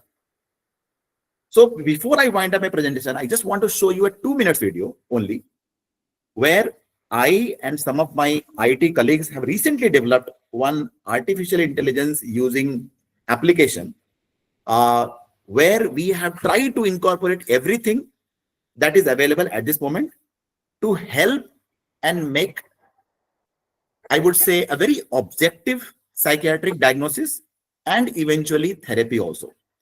So this is the basic framework. I would not take time on that. I'll just show you a video of 2 minutes. I hope this video plays. Welcome to Mustish. Simply access it using mobile or web browser. There are 28 plus different mental health conditions, which can be tested, first surface scan via rapid scan, and then detailed ones with co-scan. Anyone can register themselves directly via this sign-up page or using Google or Facebook. One user can add many patients in one profile. That user may assist patients to perform tests too. For performing tests, it is mandatory to agree terms and conditions. The system generates simple conversational questions based on predefined intents, tailored to patient responses. It uses trained algorithms to create India-specific questions. Additionally, example-based explanations are available via info icons next to each question. After attempting all self-generated questions, individuals will be asked to record their symptoms, problems, to be assessed by AI engine. Mastish gather data from patient history, medical records, socioeconomic context, and audio-video assessments to analyze sentiments, problems, and behaviors, aiming to closely mimic human evaluation to reduce effort of diagnosis. Patients receive a free report generated with severity by Mastish AI and ML engine. This report can be shared with doctors, or one can schedule a consultation by clicking Consult to find doctors. Additionally, the Smart Recommender adapts to patients' submitted factors during rapid scan, and recommendations scan panel to opt for. Now, patients or their ward can select paid scan tests to add in cart and pay. scan will be having various tests, which mandatorily needs few additional system access. Hence, automated pre-check of camera resolution, face position, and audio quality of the system. Same as in rapid scan, but intensive and more detailed to quantify. There will various analyses, which will be performed by triggered emotions via videos, audio, and activities like pattern draw and image explanation, etc. Correlational insights can be generated if patients upload additional radiology and activity tracker data. Finally, individuals and doctors will have access to simple report with report confidence and gap to focus for diagnosis by doctors. Parameters to schedule a same as practice.mastish.co.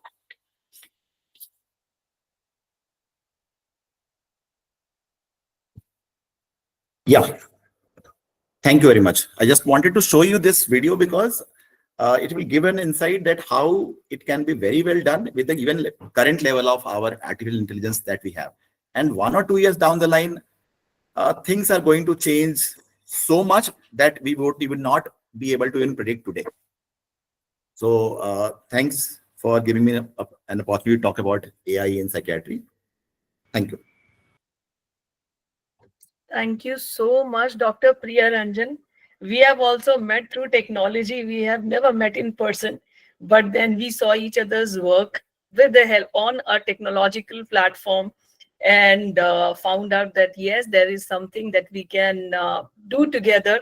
And I approached Dr. Priya Ranjan, and it's so nice of him that at a very short period of time, he said yes. And wonderful presentation it was. And this is something which is very close to my heart, as I belong to a family where I'm the only one who is in psychology, and rest everybody is in IT, CS, and AI, working in metaverse and gaming industry, and that too virtual multiplayer gaming industry. So that's how I got inclined towards AI, and I thought that, yes, this is something that we can incorporate. This is something that we can incorporate in a very balanced manner and give we can give a homework sort of thing to our clients, so that at the mild stage, they should not be needing us. So when it is moderate or when it is minor issues, they should be able to help themselves with. So thank you so much. And this mastish.com, I appreciate this work, really appreciate this work. Wonderful work it is. Thank you so much, Dr. Priya Ranjan, for being here and delivering this wonderful lecture. Over to you, Anupa. Thank you, Professor Dr. Priya Ranjan Avinash, for the insightful presentation. And speaking about role of AI in psychiatry, it was very knowledgeable, sir. And the Mastish Cap, I must say it was very nice, and it's just the start of AI, and we are having such a wonderful app to start off with. I'm looking forward more into it, sir. Thank you so much. Thank you. Thank you very much. Now I would like to call upon Professor Dr. Rajesh Singh. He is a professor and director, Research and Innovation, Uttaranchal University, Dehradun, with more than 17 years of experience. His area of expertise includes embedded systems, robotics and automation, the Internet of Things and machine learning. There are many awards and honors in his name, including Gandhian Young Technological Innovation in 2018, Elite Academician in 2019. I would like to invite Professor Dr. Rajesh Singh to speak on innovation in AI and mental health. Professor Dr. Rajesh Singh, please. Yeah, am I audible? Yes, sir. Yeah, thank you, Anupa, for nice introduction. And I'm thankful to director and founder to the Speakingcube, Deepika ji. And also, there are so many higher authorities or seniors are there. I'm thankful to all of you to invite me for this occasion. Actually, the talk of the day, yeah, the conference is emotional well-being through artificial intelligence. That's basically a forte of the talk.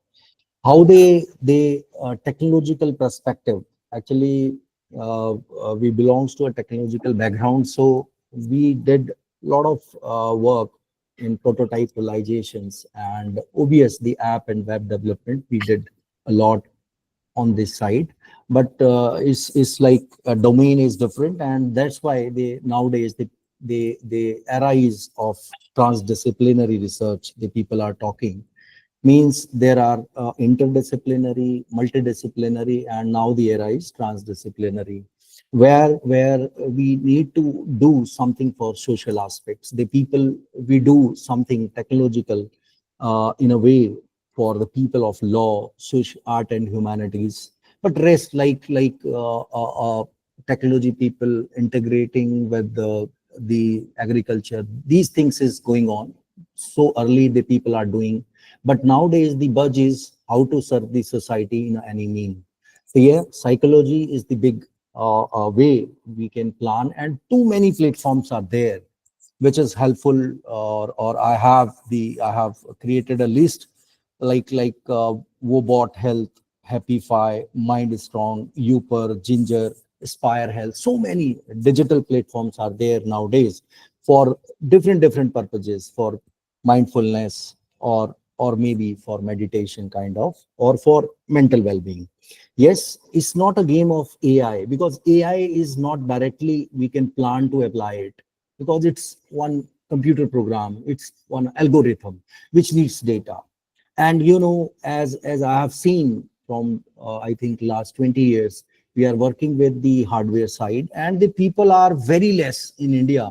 Those are realizing prototype. We know our country is completely based on services, and we believe we are good with the IT and computer science. Our forte is always services, but the product based innovations and process, we are somewhere, but product based innovation is very less, because most of the companies or the hospitals or so many, most of the machinery which people are using, those are from, yes, taken from abroad or somewhere. The companies, those are creating a sophisticated instrument, those are from the foreign. Indian made product based companies are less in number. I have some data about that as well. But yeah, prior to start AI, I think we should go with fourth revolution, which is the journey. And AI is a one small component of those. Out of 12 or 13 technologies are there. Those are on the way. And we need to plan to start with collection of data. Yeah, collection of data, either it's through mobile phone or through sensors, because we have so many smartwatches nowadays, and those are adding or automatically adding with through Bluetooth with our mobile phone, and they are just putting some kind of good things or predicting something which is related to our body. Yes, these are called wearable kind of devices we are talking. So the first technology, which is very important to understand, is Internet of Things. And later, once you have the capability to create the intelligent devices on and around us, because this era is a era of cyber physical system. The things which is are non-living around us, if they have the capability to speak, or a capability to act as a human being or assisting human being in a personal way, that means those things is necessary to realize first. So IoT is the first train which is useful to collect the data from the field. We need to plan, or I think I'm not telling because maybe there are 60-70% people from psychology background. I'm telling them to learn coding. No, that is not necessary. The engineers are very less in creating frameworks for something. Like the domain knowledge is necessary to apply or implement in a way or computerized way. So if we don't have that intelligence, so both the domain need to sit together and then plan to do something. So Internet of Things is the first. Then we need to think on cloud, because they not many companies now. You see your mail, if mailbox full with 15 GB, then he'll talk to you in a terms of business. You just pay this much and take this much of a space. The cloud, we need to store data somewhere, because if there are so many devices roaming around us or we have deployed, then we need to store that data. So cloud computing is the another era. And then we need to plan big data. If we have huge data with us, because if everybody wearing gadgets or playing with wearable device, then huge data need to be, yes, addressed or stored somewhere. So cloud is necessary. If data size is too large, then we need to understand big data technology. So then only the machine learning and artificial intelligence come into the role. If we don't have data, then we can't claim for better AI model, because data is necessary. And most of the way, the Indian tendency, we people are using Kaggle for taking data set, and we are only applying the ready-made knowledge algorithm on the data which is generated by the another countries. So why not we people first focus on creating some intelligent solutions, some gadgets, some robot based kind of automation, something we need to create by our own. So I'm just focusing to collection of data first. We should create a big infrastructure for collection of that data. Once we have a data, then obvious we can plan to apply the better model on it. Apart from this, there are so many supportive technologies are there. Augmented virtual reality, you have seen digital twin, metaverse, the people are talking robots, drones. So many technologies, if come together and just giving us a data, then that data will create some sense of applying artificial intelligence with it. So as a psychology people, we should plan to create some kind of framework or opinion based article we need to write, I think. So if we are from the academic background, then we should plan some opinion article which is based on review. Okay, for review, there is one mean of writing good article. Review we should plan first, and then later on try to come up with the opinion based. We need to think something 30-40 years later, what will happen, what would be the role of what is the name after 40 years, how the people call AI. So just say fifth revolution, if you are talking, we people are writing good articles on fifth revolutions. Education is now in the fifth era, but industry is with the fourth era. So fourth era of industry revolution, we need to plan what would be the name of AI after 40 years. Can we think on this? Yes, that means the people called human-centric computing. Then we need to call. But human-centric computing is not based on the computerized alone programs. It is having a tremendous support to with the hardwares to collect data first. Because in a hospital, I have seen, because recently I have realized with AIMS Rishikesh, one platform US Bandhan, you can explore it. It is for mental health or well-being. I have approached to realize it, but the way the information, the questionnaire based things, that is made by the professors or doctor with the AIMS Rishikesh. So we are with this domain, but as an engineer, we are very less with creating frameworks. So I think as a participants, those are listening, we should plan to start with writing or exploring literature first, and literature in a better way. That I mean. So if as a domain of psychology, if we have a so nice profile with Web of Science, so nice profile with the Scopus, if we have so nice approach of creating documents, which is for IPR kind of. So if we have, once we have a profile, we have a good hand of reviewing the literature, then only we can survive, or we can give our good thought to a society. Because without studying, we can't go for. But not think on writing codes, or trying to join the courses which is based on technology. No need to do that, but you should understand how to inculcate artificially created knowledge with machines. That's only the game. AI, the people are using computer based data, the people are taking and training the model, and later on giving the insights in based of recommendations to something which is with the past data. That kind of things the people are doing. But VC sir, Professor Buddhi Saab already told, machines should have their own intelligence of learning. Still, it is going on. Once we train the model, then machine, you give the real-time access to a data, then machine automatically take the new data and put it in the backside of data sets, and then later on automatically train by own. But first we need to give something, how to train, what kind of the name of the columns or rows, what would be the mean of those rows and columns, what would be the name of those columns name, that we need to address to the machine. So self learning machines creating those kind of intelligence, we need to first understand the learning or past data learning. We need to understand that things in a very well way. So my humble submission to all of, yes, so many papers we have received. Our theme of the conference already told by the persons, those are earlier presented, and obvious there are how digital psychology, telemental health kind of platform. We are developing app or web, but behind it, if you are talking applying AI, it's not a small task. It's somehow a difficult task.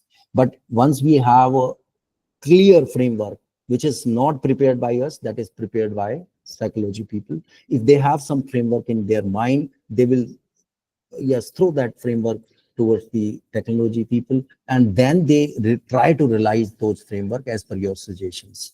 So I think this is sufficient from my side, and thank you very much. Deepika madam, thank you.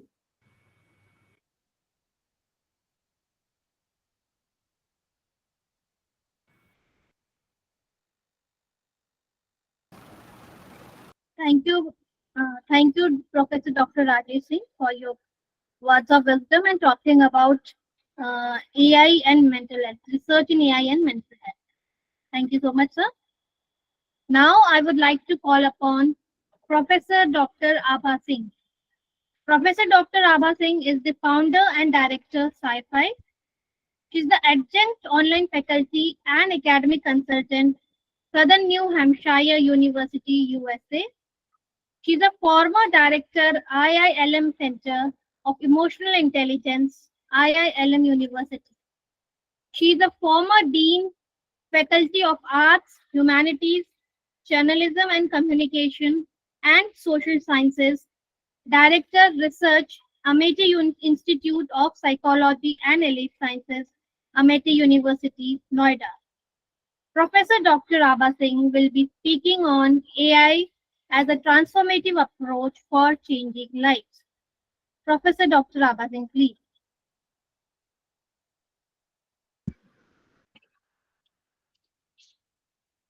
Very good afternoon to all of you. Good morning and good afternoon going to be.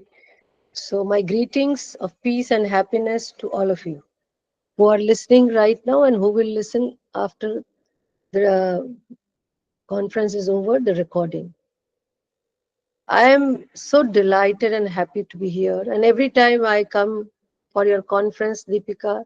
It gives me immense pleasure that something is happening in the field of psychology.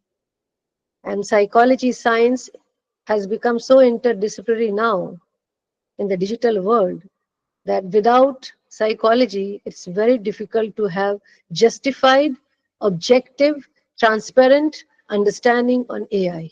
Because we deal with cognitive science, and our algorithm is based on the cognitive science, neuroscience, which we talk about. Before I go to the detail of this topic, I would like to heartily congratulate Dr. Deepika and her Speakingcube team, and also Uttaranchal University for supporting you on this endeavor for this 5th Virtual International Conference on Emotional Well-being through Artificial Intelligence. A transformative approach, indeed it is. Under the aegis of Speakingcube, Online Mental Health Consulting Foundation, in collaboration with Uttaranchal University, Dehradun. Topic for my deliberation is AI as a transformative approach for changing lives. So I have added, I told Deepika, that recently the discoveries and innovations and inventions are there, and the term has come emotion AI, emotion artificial intelligence. So now question is, are computers intelligent? Question to all of you, all future psychologists and future generation who will rule this country and the world in the area of social sciences, because I see there are many students here. So how would we give this answer? Think over it. My answer, if you want to know, is what answer we are getting? Yes, ma'am, great. So you're right. My answer is computers are intelligent because humans are intelligent. They are the masters who made this powerful technology. Emotion AI, which we are talking, I'm listening. I have many points to talk about, but I'll try to limit within the stipulated time, because time management is something which machine teaches us very well. So what is this emotion AI? Emotion AI represents it is something which we should not get confused with AI, but we need to enhance our understanding on this, that this concept, emotion AI, which is going to be a transformative technology towards approach of changing lives for well-being or anything you want to have in your life, or I would say holistic life, holistic well-being. So this emotion AI represents an exciting frontier in technology with immense potential to enhance our lives positively. Mind this word, positively, I said, constructively. Emotion AI is also known as affective AI. Affective computing is a subset of artificial intelligence that analyzes, reacts to, and simulates human emotions. So they learn, they respond on human emotions. Big task. And be alert, all of you, and be conscious, all of you, as a psychologist, what is going to happen. So how this emotion is going to be simulated, it's nothing new in the field of psychology science. Let me tell you, this goes back to 1995 and more, and before that, when Paul Ekman, he created the emoticons, emotions, which we have the yellow emoticons you can see on the screen as well, was created by him only. They know it was innovated. And then from professor from Massachusetts University, MIT lab, media lab, he created this concept of artificial intelligence, Professor Picardo. So this journey of AI is nothing new, but yes, we are now feeling that in our interface in our day-to-day life. So we are becoming aware. And how in India and cross-culturally as well, how this kind of technology is going to be helpful, or as we have been hearing since morning, people are talking all good things about it. I am for it, but we need to be cautioned that how we are using this. I have few points to give you before I go to the speaker's point, which I have noted. I was hearing since morning and I was interested in this because this is my area of research as emotion intelligence. And I'm seeing the latest trend. Now there is emotion AI. So I need to be knowing how it is going to facilitate psychologists to understand emotion of people. Right now we are interacting through platform of online. You know, there is a machine which can the technology has already developed that they can scan emotion expression of us while we are speaking and interacting, and the business world is using a lot for their business and for advertising and for selling their products. So it is something not new, but yes, how we are going to capture in the field which we are working. As Professor Priya Ranjan showed his app Mastishk, very innovative.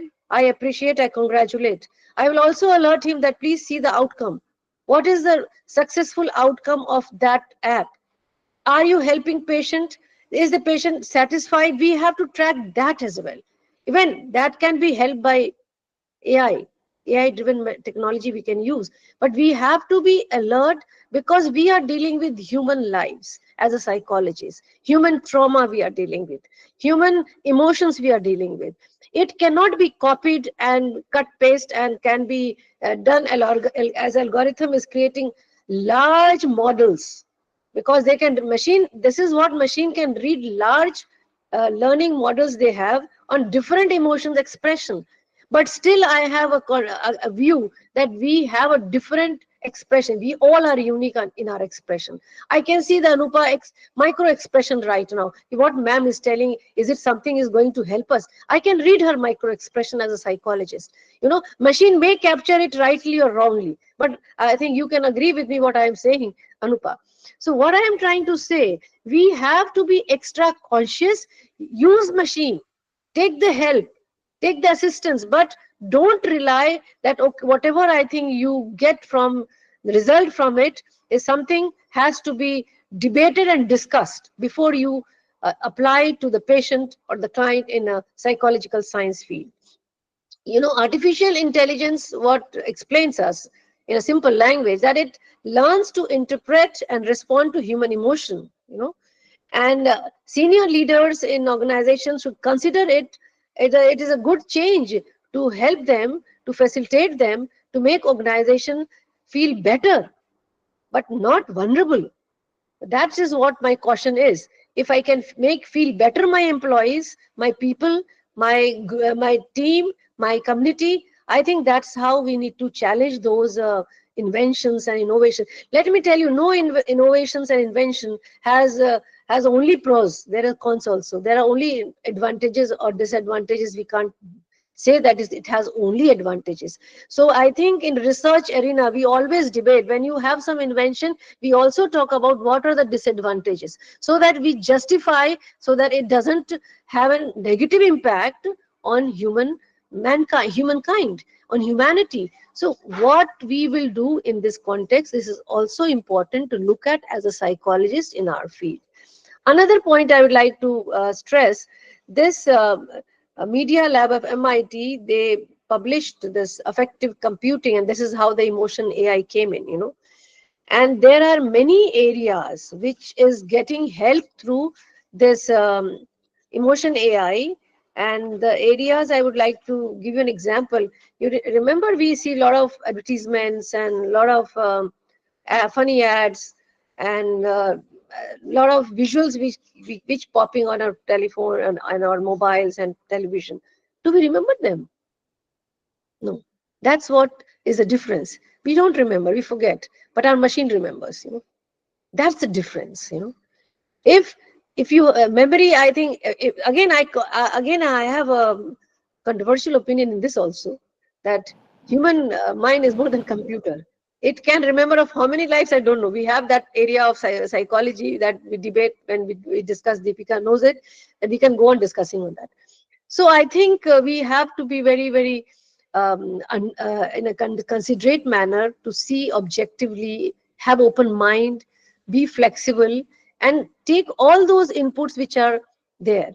And since morning, I have been listening to many speakers. The point which has to come in this conference to have a scientific view to look at is important. As a researcher, as a psychologist, as a professor, I feel that's very important aspect which I will talk about later.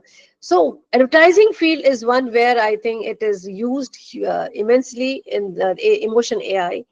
Then self-reporting, where you have to, as a in Mashtisk, there was a self-reporting, that is being used. So you are giving answers and it is captured. Then call centers are using technology, emotion AI to understand the customers very well. I don't know how many of you are aware, Media Lab of Massachusetts has built and a very important app or instrument, BioEssence, for all psychologists to look at and research on. That is a wearable app which detects stress or pain, and it releases, I'm very, I think, excited to know about details about this, releases a scent to help the wearers adjust their negative emotions. So that biosense essence will sense your pain or release of stress trigger that you are experiencing, and it will help you to adjust. Okay, no, I should not be negative right now. I have to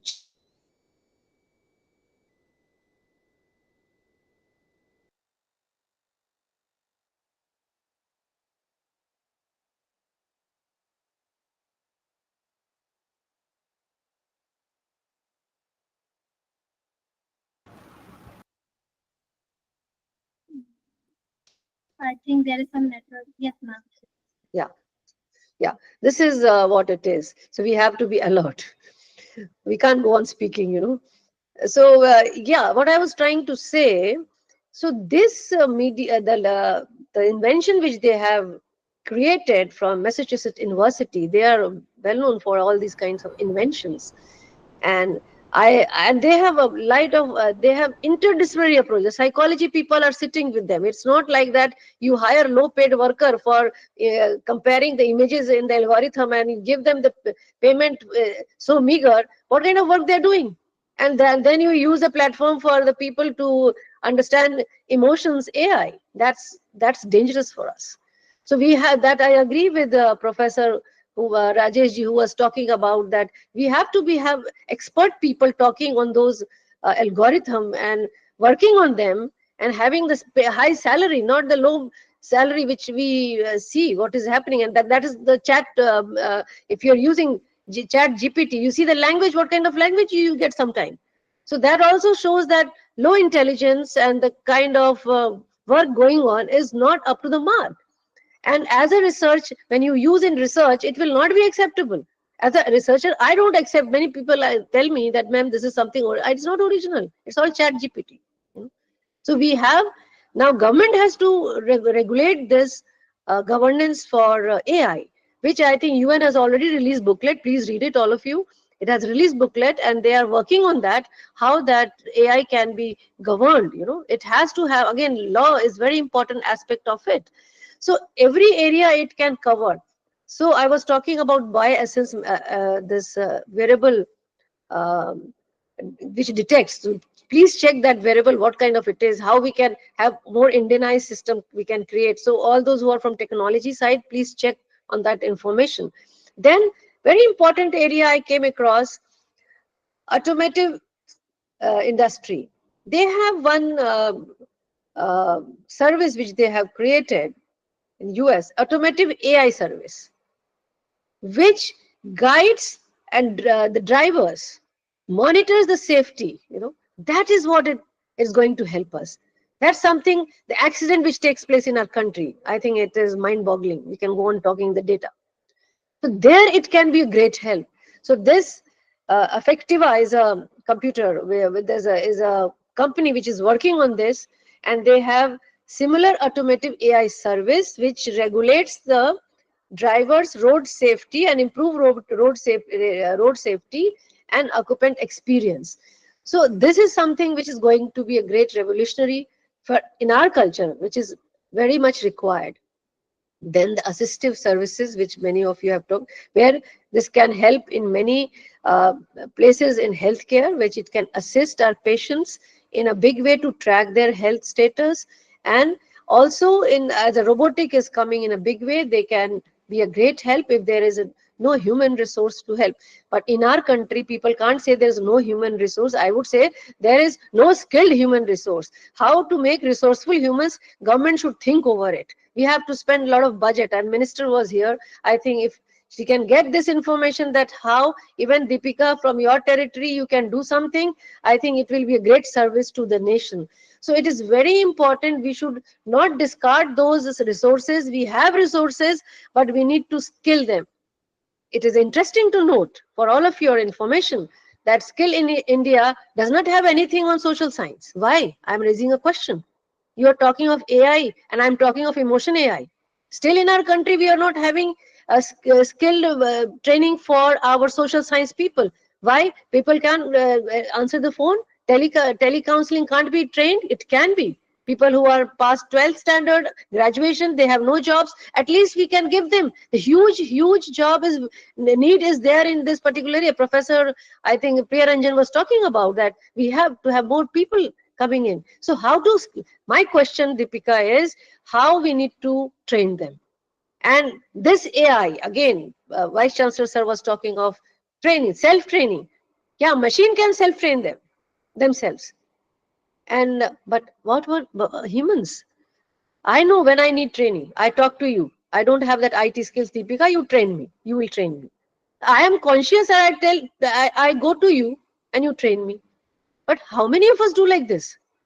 We have to be conscious for ourselves that I need training. If I need a job in this area of psychology, I need to have set of skills as a psychologist. Listening skill first. We listen to understand, not listen to reply. So what kind of listening skills I have? So this can be trained. It is nothing that it's a rocket science, But in our country, in your state, please look at it. Why Skill India does not have social science area in that list?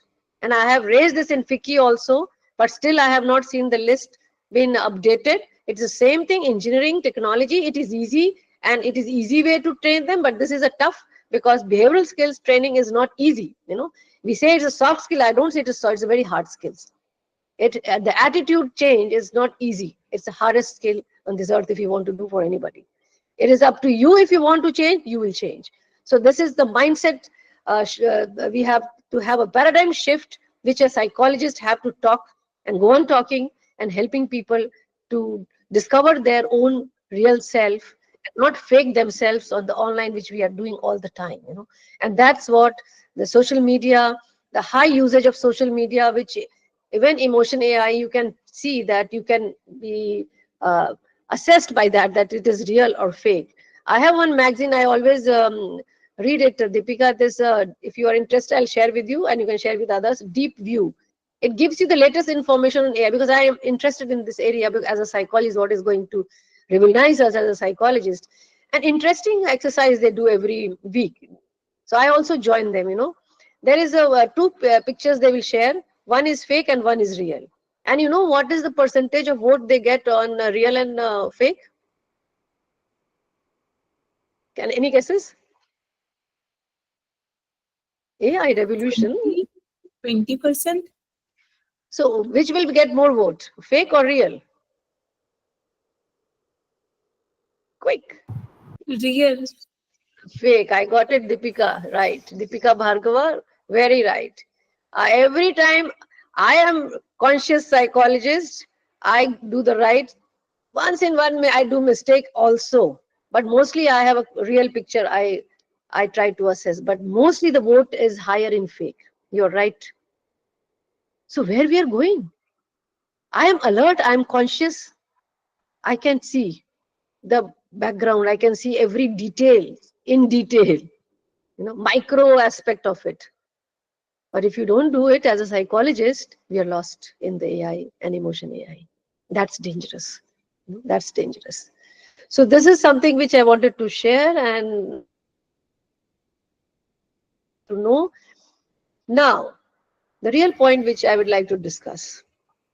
In psychology science, when you talk of emotion intelligence, I have been a professor in this area for a long time. Emotion intelligence has one component, empathy. And if you go deeper into empathy, there are 3 types. I don't know how many of you are aware as a psychology student. It is cognitive empathy, it is emotional empathy, or it is empathetic concern. These are 3 types of empathy. Can we bring this in emotion AI? My question to you. That's where I need to research, introspect, reflect how we can integrate these things to have emotion AI to help us to have emotion well-being. It is not easy, but I am not of the view that technology should be a threat to us. I'm not, I don't feel as a psychologist that there is a threat to us. There's no replacement. Professor, I think Dr. Priyaranjan already stated, Rajesh Bhoganaji, and the Vice Chancellor, everybody stated, this technology cannot replace us. So in my message I have given to Deepika and to the organizers, and I like to end with that before I think I cover the points which has been spoken. It's my, as a critic, I will not stop as a researcher. Deepika knows me that I have to talk if somebody has said something, my views on that. Dr. Rita said, Drishti se Srishti. I agree. Those who create softwares and algorithm, we need to think of their drishti. What kind of drishti and mindset they have, their belief system. I have read a Harvard professor article on this, that you should be fearful and you should be, I think, more alert with this revolution coming in AI, because AI tech boss will be more harmful than human boss. And then he explained, because the algorithm which he has created in his AI machine, it is his own mindset.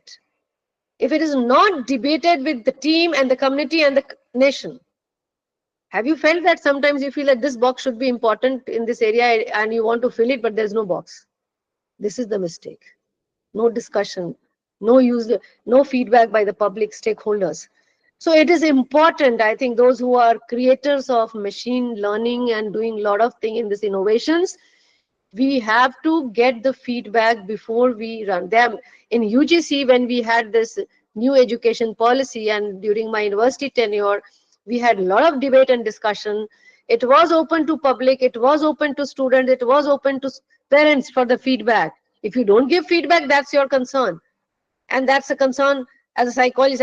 We would like to give feedback to have a comprehensive view of any new invention or new rules or policies which we are going to implement for the benefit of the students in the university and professors in the universities. So we have to debate and discuss. That's where I think technology is moving so fast, they're missing on these aspects. It is not said by me. It is a professor from Harvard who gave this, an article was printed in Times of India. And full page article it was. And he said the algorithm has a lot of belief system. Who is going to challenge that? So that is why AI boss will be more dangerous than human boss. So I have just given you one perspective on this, Rita ji. So drishti should be pure. If there is impurity, srishti and sanskar will be impure. So we have to take care on that aspect. Then Vice Chancellor sir talked about AI use analogies should be used in Kota Coaching Institute as a proactive, which is a very good. I think, Deepika, if your organization can work, if any support from my side, how can we reach to this coaching institute, Kota, where every day we are losing lives? You know, as sir was very, I think, polite in saying that, but we know the societal rate, what it is. So how we can, as a psychologist and the innovators in your organization from the technology field, can be helpful to do something there, and it can be again initiative from the government also, to that government, that how we can collaborate and do something for these students, because It can be prevented. Let me tell you, it can be prevented. There is one project going on in my organization, AI and AI interface with psychology, where it is an international company which is doing it, and we have collaborated. This project is very important for all of you to listen, that they have inbuilt system of tracking the mental health of students in schools and for university students and hospitals and for special need children as well, and organization. They have first started with school children. I was involved in that, and I saw many things which you can't just give me any test and I agree to it. You have to debate on that, whether in our country it is in your culture, US culture, maybe it is adaptable, but in our culture we have to see whether our students will accept or not, or our parents or teachers will accept or not. So they shared with me whether I will not collaborate unless I have a point here to replace many things in this, and then we will run in our country. And that project, they wrote in that student testing title, student burnout. I said, at this stage, if they are burnout, what they will do in later life? So please change this. This title is labeling us as Indian students. They are always in burnout. No, it's a behavioral assessment we are going to do. And what kind of, this is where I'm telling you, the innovators in AI are not using the expert opinion, which MIT is using. MIT, if you see their kind of system, we need to replicate. The whole department of psychology, they are those who have interest, they do work with the IT company, IT departments, and then the media lab, they work, and then they come out with some kind of inventions. So I'm saying that the tests were not right. So we corrected what is applicable in our country, what kind of problems we have in adolescents and school children. We then made it some modifications in that. And then now it is running all Delhi schools. They have tied up and it is running. And that system of AI is identifying mental health issues of children at early stage. So it is raising red flag for parents, and their parents are also involved in that particular set of that software which they have. Parents also get that information, and school also, and principal. So everybody is in that system. They are connected, to track the mental health of the child. This is what I'm trying. This can be a great help in our field. This is not only school, in an university also required. When I was in university, you were knowing it, Deepika, Dr. Rita, that we were trying to work on this. That screening method, we have not started yet. There is a lot of ethical issues, I agree, but this can be worked out with the consent of both the parties. It is not. For anybody's welfare, if you're talking, nobody will say, no, I don't want my welfare. Everybody wants their welfare and well-being. So I think it can be done. It is a doable task. But nobody is, I think, in taking that first step, what I would say. But this company, Knowledge Bridge Consulting Company, they have taken the initiative. The person is from India, and now they are in US, but doing great service to our nation as well, because he felt that kind of problem in his initial stage when he was studying in India and abroad, and felt that. Really sorry to interrupt, ma'am. Yeah, Such a nice talk going on, but we are running short of time. I have to also leave for certain appointments. So I'm just closing my point. And if you have any question, you can put in the chat box. So what I'm saying, there can be many things which you can do, but how it is going to help us in our field, should be our main criteria and priority. So then domain language, which I think he raised a point, need to taken care of. And all these points is for all the new inventions which will be made by students of psychology and other areas. They must pay heed to it. and you can come out with a very balanced approach. So in the end, I would like to say that by promoting balanced and mindful use of emotion AI, we can harness its benefits while preserving the foundation of our human relationships, embracing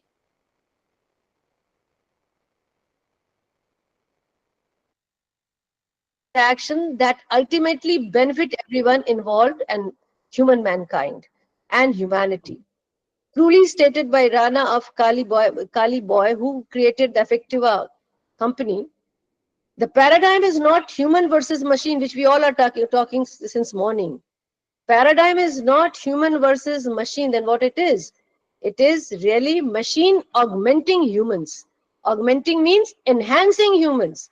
So machine augmenting humans in all their endeavors which we are doing, whatever field we are.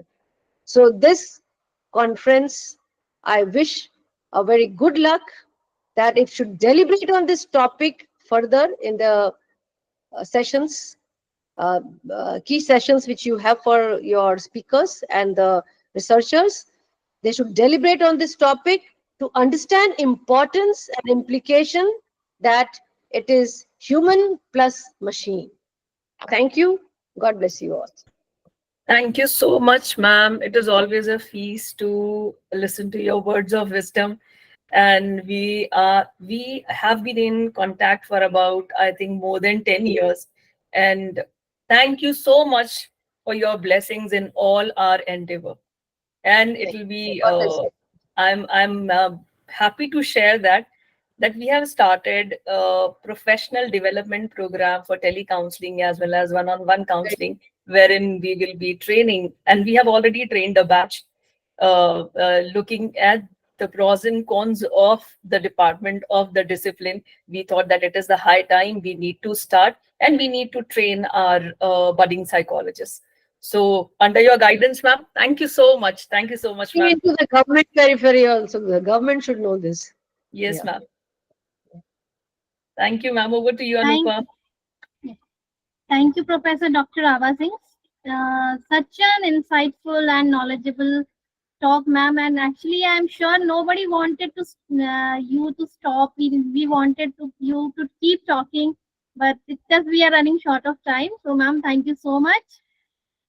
Next, I would like to call upon Professor Dr. Romana Siddiqui.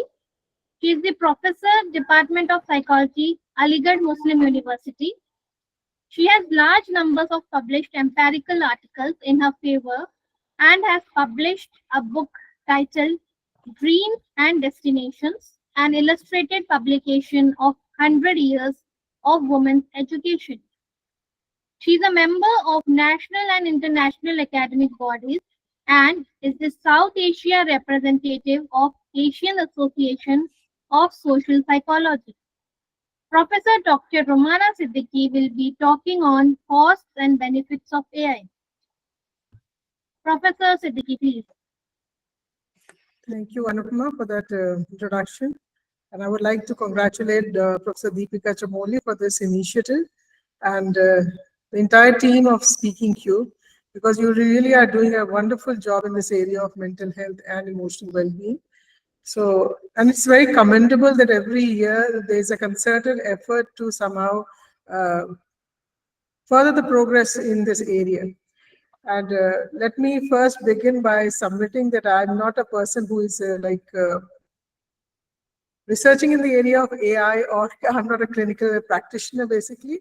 I'm from the area of social psychology, but yes, it is of interest because technology is definitely going to impact the way psychology is progressing and the way the health scene is going to be impacted. So I resonate with all the apprehension that Professor Abha Singh was airing in her presentation, that yes, we need to be guarded as far as the AI intervention or the AI inroad is concerned, as far as emotional well-being is concerned. But despite the fact that yes, whenever any new, I mean, it's AI is not new, but we are trying to integrate it into the mental health sector, because especially post-pandemic, we realized that we are not very well equipped as far as the outreach is concerned for mental health practitioners. So in that context, I would like to address this issue. And I see it as reshaping the landscape basically of healthcare, especially mental health care. Because if I look at my own country, it's such a geographical spread, and there's so much of inequality in terms of urban areas and rural areas. So in that perspective, I think AI can come to our rescue because the outreach gets augmented manifold, especially with technology at our hands. But as the topic that was given to me that I have to discuss both the benefit as well as the cost. So yes, it is going to have a very transformative impact on the outreach of the healthcare system. But like the previous speakers, they were addressing the issues that we need to be cautious, but we need not shun it because of technology. Traditionally, we are used to having that human interface where, and I teach a paper on communication skills, and I every day impress on my students that communication is not all about the content that you are communicating. So I think that is where I have my apprehension that artificial intelligence may be not very helpful because content it can communicate, but when it comes to the non-verbal cues, which are very important for how you are communicating or how you are understanding people, whether it is effective listening or whether you are understanding the other non-verbal expressions, micro-expressions that is coming, which I think when we look at the traditional ways of healing, especially in mental health care, they were very insightful. When there is a session going on and there's a client which comes and sits, I have friends who used to tell that even sometimes we take 10 sessions and the client is not ready to open up. I mean, they will talk about everything but the real issue.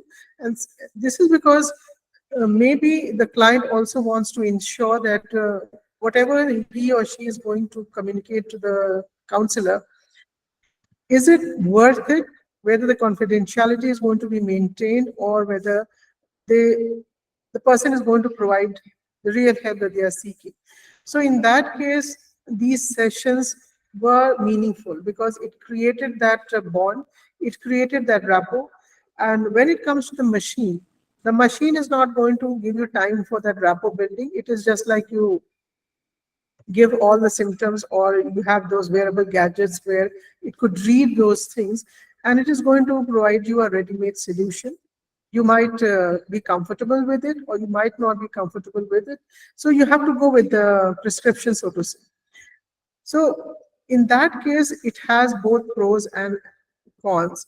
But surely I'm very confident that with AI and with technology, mental health sector is going to be a game changer for the mental health sector, because we are dealing with an issue which is very stigmatized in our society, and people are not ready to come forward and talk about whatever emotional problems they are facing. So in that case, for an initial takeoff, so to say, this can come in handy for us because people, if they know that they are sharing it with a machine which is not going to communicate to others, they might open up. But we are all aware of the type of data breach that is taking place. And so again, whatever we thought could be a plus point for AI might not be an advantage, because initially the apprehension was that people might communicate whatever story they have narrated to the counselor to other people, or people might come to know about their weak areas, and as a result they did not open up. Because especially in countries where we still are struggling with the awareness of mental health and the significance of it, and why people should open up and understand the importance of mental health, initiating or unleashing technology in that area, maybe to a certain extent, especially as far as understanding the initial symptoms are concerned, maybe it is going to be helpful, but it can be an add-on, just like the previous speaker was saying. It has to be human plus machine. So when this comes on the same platform, then I think it can be an add-on to mental health care. Now, the best part of technology is that it transcends geographical barriers, it transcends geographical boundaries, and in that ways, I think we are better off, because even if you are sitting in India and you feel that there is a person somewhere in America who can be of great help to you, just like in physical healthcare, if there is an expert in an area who is sitting in a different geographical location, then you can collaborate with that person. So it can be an enabler, it can be a facilitator, but there has to be a human somewhere, because I very strongly believe that yes, the machine is doing some intelligent algorithm and coming up with programs, but it is the human brain which is far superior than the machine. This is something which was told to us when we were being taught these computers, that always remember, computer is a very loyal servant to you. It is going to do something with much faster, but you are the master, you are going to call the shots. So in that sense, what Professor Abba was saying, that yes, the information has to be given by the human beings. The data, the previous researcher also was saying, we need to collect data, because after all, the machine is going to work on that data. So the only thing the machine can do is the scalability is going to be much enhanced as far as the outreach is concerned. So it may be cost effective, because in COVID also we saw that many gadgets came up where which required you to go to a pathology. It was just to take an example, those oxygen oximeters. So in that ways, certain biological parameters of certain mental health states can be tapped, and it can be as a starting point, and where people can be given an alert or so that now you require help, and for that it is very good. And automation helps, because somewhere we might not be having that interface with a counselor on a one-to-one basis or face-to-face account. So it helps you to monitor in a very continuous manner. So technology may be a powerful tool for continuously monitoring physiological as well as behavioral markers, which can indicate your mental health status. So in that ways, yes, I'm for technology, for AI getting integrated.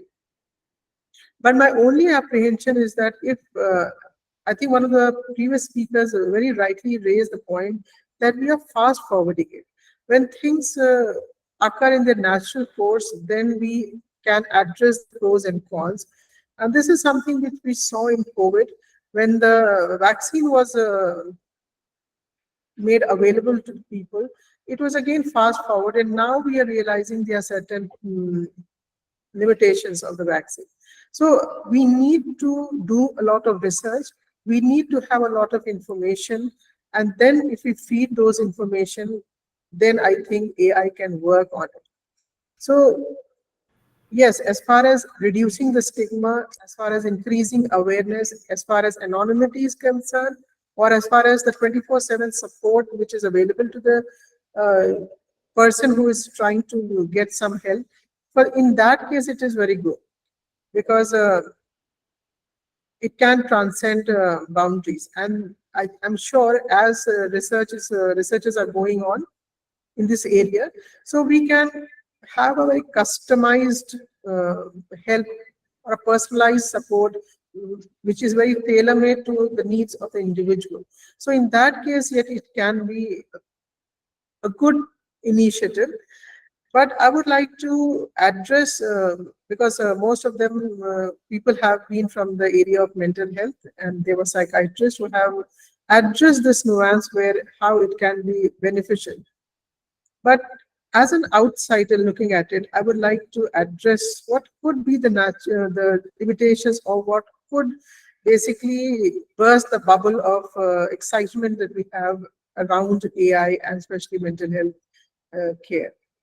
Now, as ma'am rightly pointed out, that especially as Indians, when we go abroad and when we are negotiating those foreign spaces, I'm sure many of you must have experienced that when we go to very advanced cities or very advanced centers, sometimes we feel very lost because there is no human-to-human interface. Everything is being manned by machines. Even if you have to locate a campus, even if you have to locate a lecture theater. Like this is an experience I had. There was a huge campus where I had to locate the room where a workshop was taking place.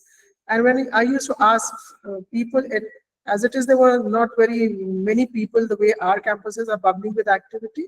So these people said, oh, I'm a new papa, I don't know. So you are really lost in such campuses, because it is the machine which is going to guide you. So if you don't know how to read the machine, then you are in for a problem. And it might result in misdiagnosis, or it may lead to inaccurate advices. So that is one of the apprehensions which I have as far as technology is concerned, that unless and until the people who are seeking help are very well versed in the technology and handling the technology, then it may create problems. Now, another thing is that if you look at how often we see, even in the area of sales and retail industry, or in other organizations also, sometimes we come across, especially health sector. And not recently, I think a few years back, we heard that the data of AIMS was hacked. So in that case, the very confidentiality which basically pushes us towards a machine may be breached. So this is a very huge issue which needs to be plugged in before we should make it very common. So people, when they are sharing their sensitive information, because when we are going through trauma, emotional upheavals, these are very sensitive information which has implications for the individual's psychological functioning as well as emotional well-being. So we should not feel very vulnerable, because hacking or misuse can be a dampener as far as the usage of these technologies is concerned. Then too much of reliance on technology. Now, apart from AI, if you look at at least when I look at myself, when I look at my students, there are too much of over-reliance on technology, and we are facing certain consequences of that. Many people are saying that too much of reliance on technology, it is hampering their ability to relate with people. It is sometimes also affecting their memory. It is affecting their span of attention. So when we are relying too much on technology as far as emotional well-being is concerned, we may be becoming a tool, a puppet in their hand. So it's not, we should not be too much of dependent on it, so we are being controlled by the machine. The control should always be in your hand, when to use it and when not to use it, and when you feel that it is not adding on to your quality of life. And actually, related to over-reliance and privacy, there is a very broad domain which is bothering people across subjects, across domains, that is the ethical consideration. Now, there are ethics of how much invasive technology could be, and whether they have the right know-how of providing the help, and regarding those people who are coming up with technology, because they have their own agendas.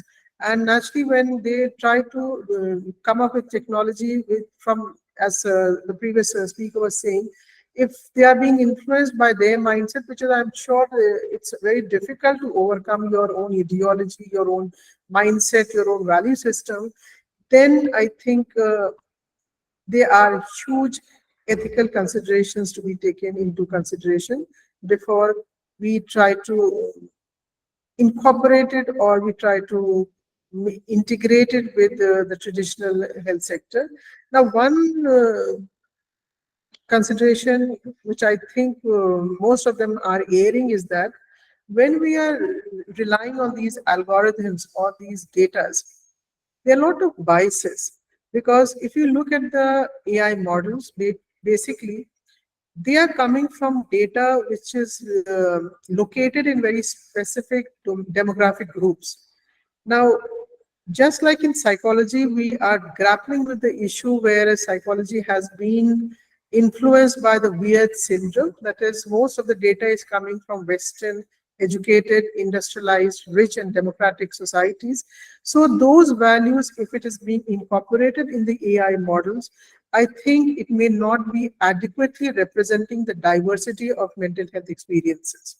So the cultural angle and the diversity angle has to be looked into, because if all the data is coming from the urban centers and we're trying to use it on the rural areas for mental health services, then I think it is going to be a big drawback.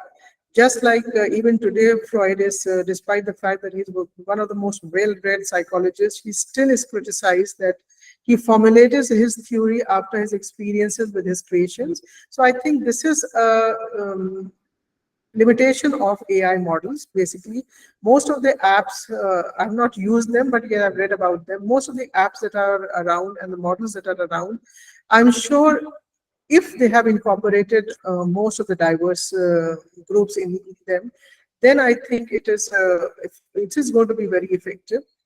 But if we are trying to impose, so it should not be an agenda for imposing our own value system or ideology and then trying to help people, because when we try to help from that one vantage point, sometimes we don't realize what the other person is going through. So the whole talk of empathy basically doesn't make sense, because unless and until we know the cultural nuances of the person who is seeking help, we will not be able to understand. So I remember one of the initial studies or experiments, so to say, which were done on campuses is that students were made to sit on wheelchairs so that they could experience all the comments that students were passing on those students who are disabled and using wheelchairs. So unless and until we have that first-hand experience of those people on whom we are trying to build these models, that could be a big limitation. So whatever the Massachusetts universities is doing, I'm sure the psychologists or the technical know-how over there, they have their own culture, they have their own values. So they need to be cautious about that. They need to incorporate the developing worlds and the underdeveloped countries. And there's so much of diversity within these cultures. So that has to be taken into consideration. Now, looking at the future of... yes. I'm really sorry to interfere. Yeah, I'll just wind up. I'm aware of your time constraint. Now, despite the fact that I have raised certain limitations, but as we all know that mental health issues and emotional well-being is a huge domain, and it is especially as far as mental health disorders are concerned, it is a huge burden on the resources, because it is a global disease now. And so due to the lack of mental health practitioners available, yes, I'm looking at it in a very optimistic manner, but with certain reservations. So thank you very much for giving me this opportunity. And I have heard most of the speakers, and yes, it's a area of where we are very excited, but I think there should be certain precautions that needs to be taken care of. Thank you, Deepika, for giving me this opportunity. Thank you Thank so you, much, Professor. ma'am. Thank you so much, ma'am. Thank you so much for your blessings and for being here and supporting us since our first virtual international conference. Thank you so much, ma'am. Over to you, Anupa. Thank you, Professor Dr. Romana Siddiqui. It was such a delight to listen to you, and thank you for sharing the knowledgeable aspect of AI with us, ma'am. Thank you so much. Next, I would like to call upon Professor Dr. Harpreet Bhatia, Professor, Department of Psychology, University of Delhi. She has developed and standardized as a part of her PhD program, Family Environment Skill. She is a founder member of Indian Association of Positive Psychology and India Career Development Association. Professor Dr. Harpreet Bhatia will be talking on use of AI in academics. Over to you, ma'am. Good afternoon, everyone. And thank you so much for inviting me to be a part of your event. Your events are usually very interesting, and so was this one. So let me start, not take too much more time. And the only thing that I would like to say here is that I have known Professor Siddiqui from social media platforms, and this is the first time that I have seen her, and that too also on a virtual platform.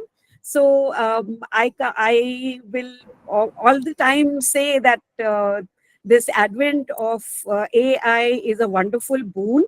Of course, it has its limitations. We've all discussed about it, but it is a fabulous way of connecting with people whom you may not be able to get in touch with for various reasons like geographical constraints.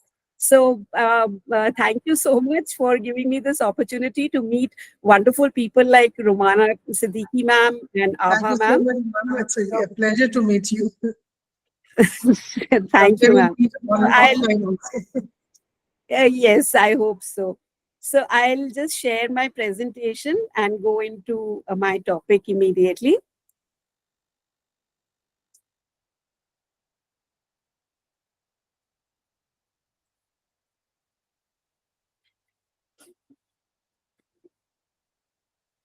So I hope you can see my presentation. Are you able to see my presentation? Please let me know. Yes, ma'am. Yes, ma'am. Okay. Okay. So I will be the topic that has been given to me is use of AI in academics. And there is no denying that academics has already got a huge share of AI, which has already entered through the use by students as well as by faculty members. And I think the first step that was there as far as in the entering of artificial intelligence is concerned into the field of academics was during COVID, when we were taking online classes with students because offline were not possible. In fact, that's the first time that most of us realized that artificial intelligence is not a scary tool and it can be used for our benefit rather than, trying to avoid it and keep it as far as possible. Basically, when we talk of AI as far as academics is concerned, we can understand it as similarity with a human brain and the way human brain conducts all the cognitive tasks. And so also the AI helps us with a lot of cognitive tasks. And this is a statement I think we've been hearing since the beginning of the conference. Artificial intelligence is reshaping the world. And so also academics. It has come into academics in a big way. And we can see its application in different fields like personalized learning, administrative efficiency, intelligent content creation, data analytics, and primarily in research and academic writing. So personalized learning is a huge boon for the students who can learn what they want to learn in the way they want to learn and at the time they want to learn. So besides, of course, the classes that they need to attend, we still are into the old system of teaching where the students have to come to the class. But that is, again, especially in the Western world, it has moved ahead. But here also the students are able to take information from different places. We have Coursera, we have Udemy, and the Delhi University has its own SWAYAM portal where the students can go, faculty can go and get material that they want. The benefits are tremendous. The student learns what he or she wants to learn at the pace that they want to learn. And naturally, because it is something they have personally picked up to learn, there is increased engagement and improved outcomes. Administrative efficiency can be used. It is used in a lot of private universities, though it is still not a part of Delhi University, where there is automated grading, scheduling of tasks, scheduling of classes, live attendance has been taken. All these use of AI as far as administrative aspects is concerned, it helps to save the time of the students as well as of teachers, and the focus can be on the teaching aspect. The AI generated content and learning materials, again, we have such a lot of material available on net and so much of easy access to it. And that works as both, it has its pros and cons. Yes, it's a big thing. It helps a lot. You get a lot of information, but you need to be very careful. We also because we can't deny the students have access to it.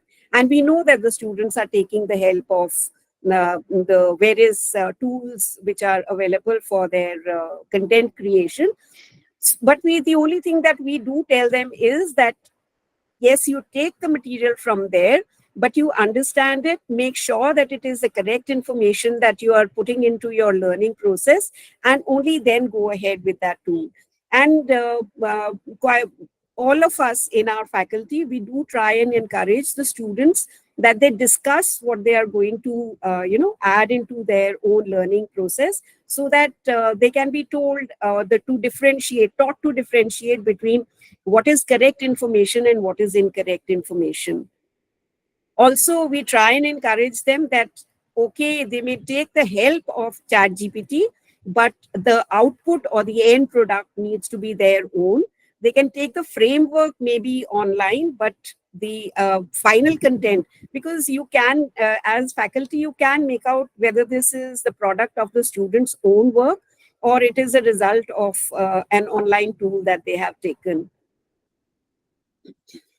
Data analysis, it helps in assessing the course content, whether it is being helpful to the students or not, whether the student is able to perform, why the student is not being able to perform, and what are the aspects that need to be enhanced. Now, it's very difficult in a class of, say, 80, 90 or 100 students to be able to assess which student is not being able to learn and for what reasons. So the help of AI tools is really beneficial, especially at identifying at-risk students, so that those students can be targeted and interventions can be given for their learning to be enhanced. The most important area where AI tools have been used very extensively is research and academic writing. Personally, I feel it's a huge, huge boon that we have all these tools, because I remember when I was doing my PhD, I had to sit for hours in the library to get all the review of literature. And we had these little review literature cards in which we had to keep writing all that and keep notes, and then finally sort them all out and put it all down on paper. And before we can, type it and get output from there.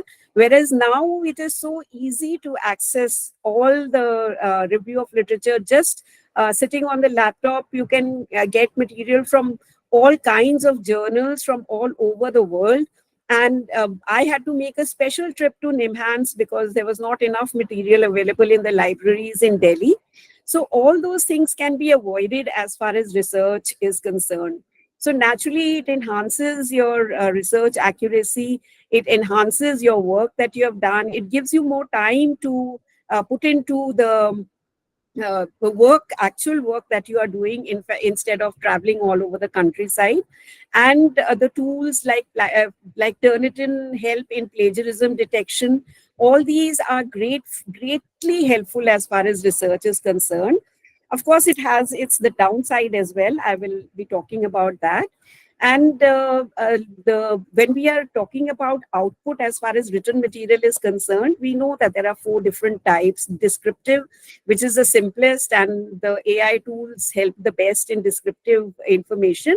But the other ones, that is analytical, persuasive, and critical, we need to be a little careful about how much information we are taking from AI, because this requires the human additional factors, whether you to think, to give a critical point of view, to critique something, evaluate something. It needs the human element as well, and AI is not sufficient in these areas, though some people do try to do it, but then the output is not as great. So this is something what we have been talking about in the conference anyways, that AI can be a helpful tool. It cannot replace human interactions. It cannot replace human beings. It cannot replace their thinking and creativity. It can definitely be helpful, but that is the limit at which it can be there.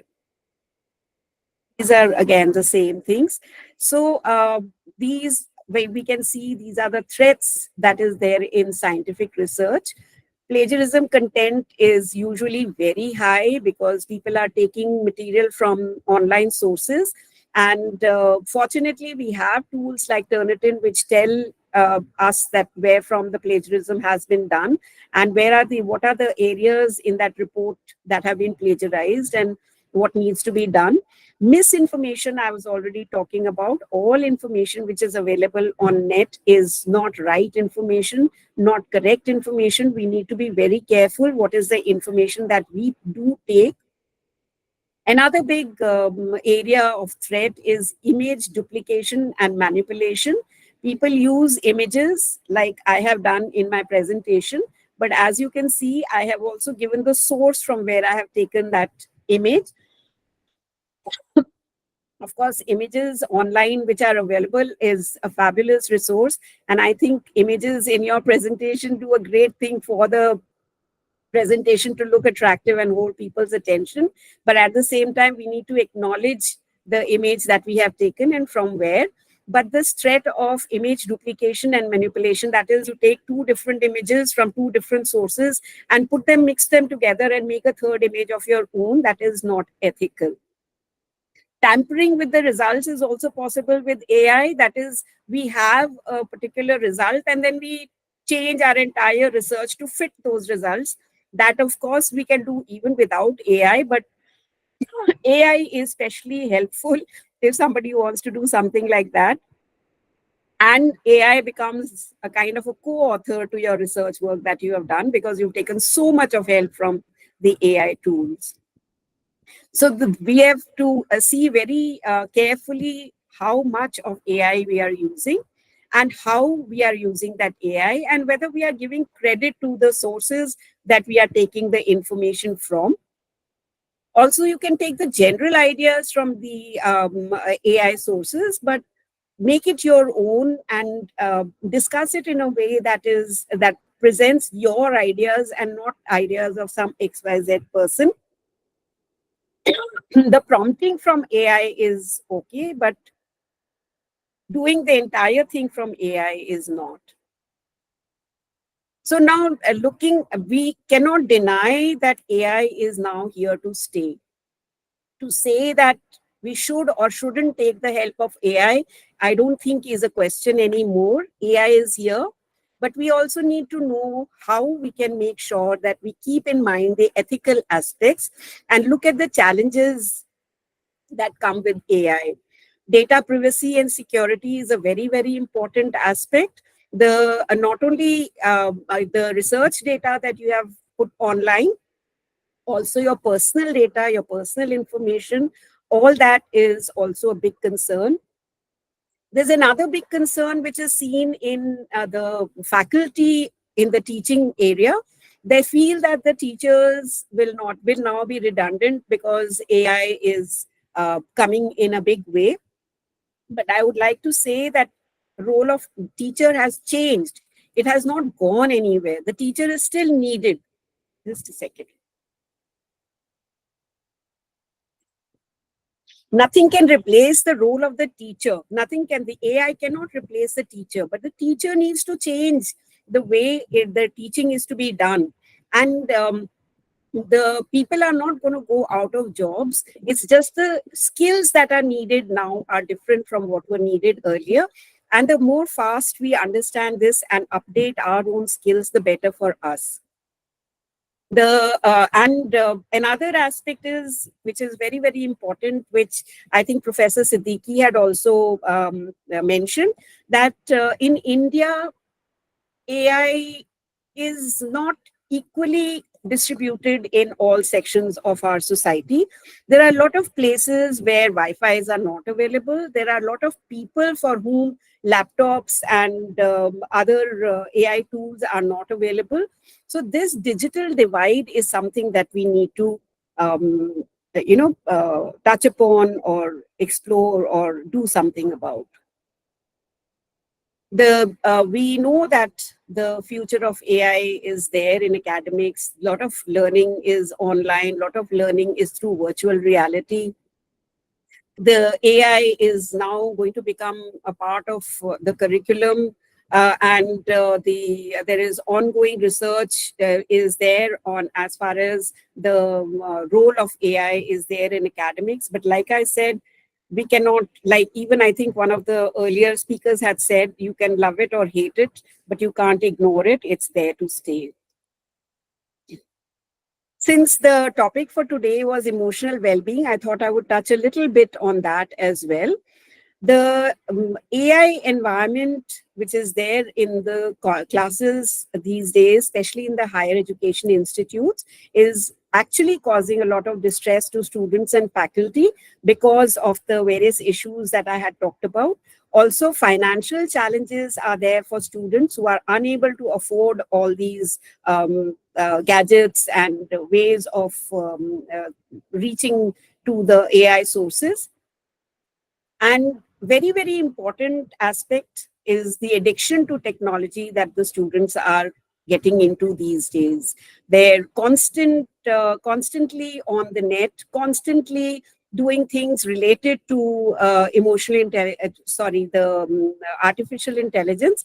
And that, of course, I cannot discuss with it right now over here because it's a huge topic on its own.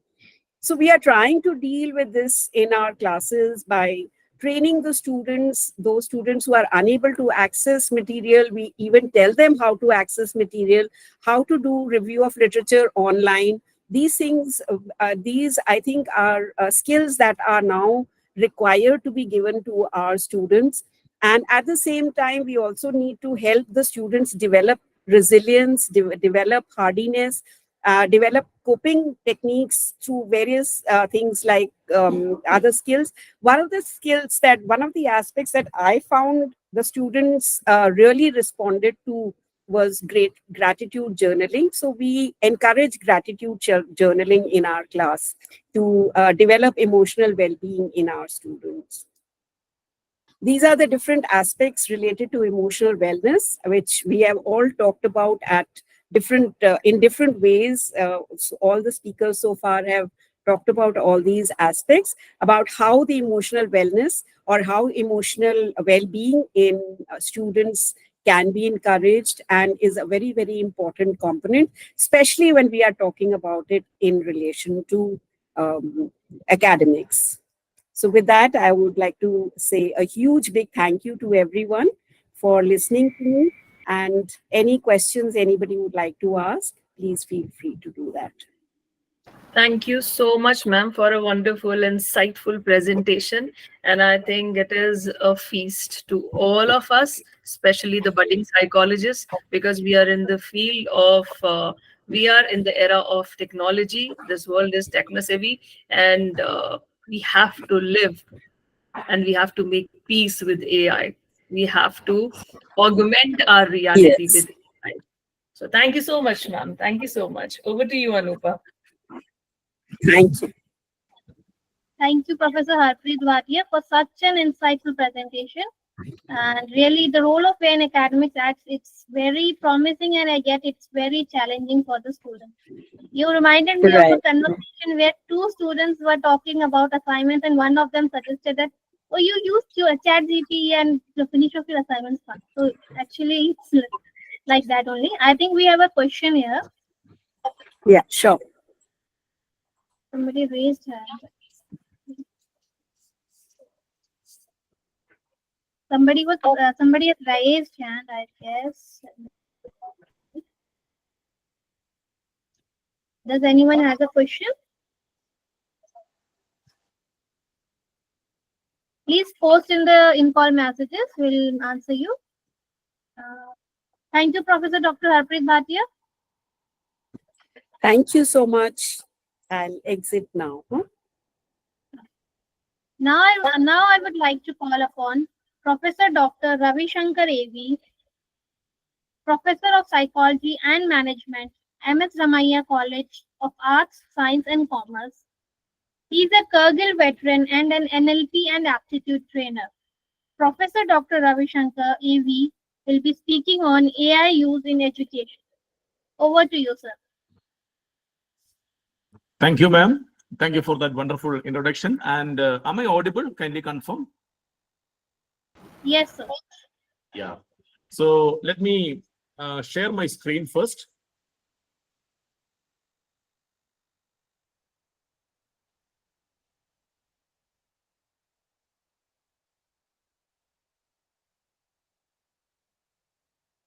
I hope my screen is visible to you all, right? Yes, sir. Yeah. So thank you so much. And first of all, I would like to congratulate Dr. Deepika Chamoli, madam, for such a great initiative. And I also would like to congratulate or give thanks to Professor Harpreet, madam, because she made my work very easy, because whatever points I really wanted to speak, most of the points she covered in her talk. So that has made my work very easy. And I know everybody is, it is almost 1:15. Everybody will be waiting for their lunch. It's lunchtime.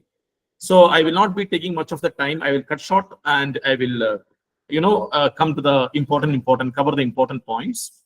So I'm going to talk about the use of artificial intelligence in education in today's context. AI in education, artificial intelligence in education. A recent research, the previous research told that by the year of 2018 to 2022, around 42 to 45% of the usage in education will be by AI. But that was the previous research. But the latest research says by the year 2030, the use of artificial intelligence in education will grow more than 85%. So we all will be here. We can see whether we reach that stage or not. But the growth, when we analyze, we can 100% sure that definitely we'll be crossing that level. So the application of AI in education has been a subject research for more than 3 decades, more than 30 years now. And we have a society called International Artificial Intelligence Education Society, which is an interdisciplinary community that focuses on various academic support services, where we introduce AI into education. Not only in education, we are focusing mainly on education, AI in education, but to be frank, AI is affecting in the entire spectrum of life. What is the impact of AI in education?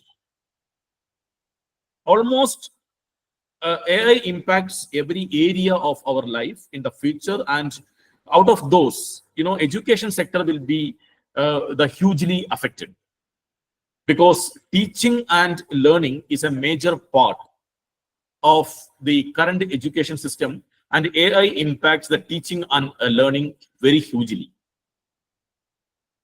AI can help individual separately by giving them separate curriculum based on their interest and their skill assessment, and that is what we are aiming at in the latest trends in education.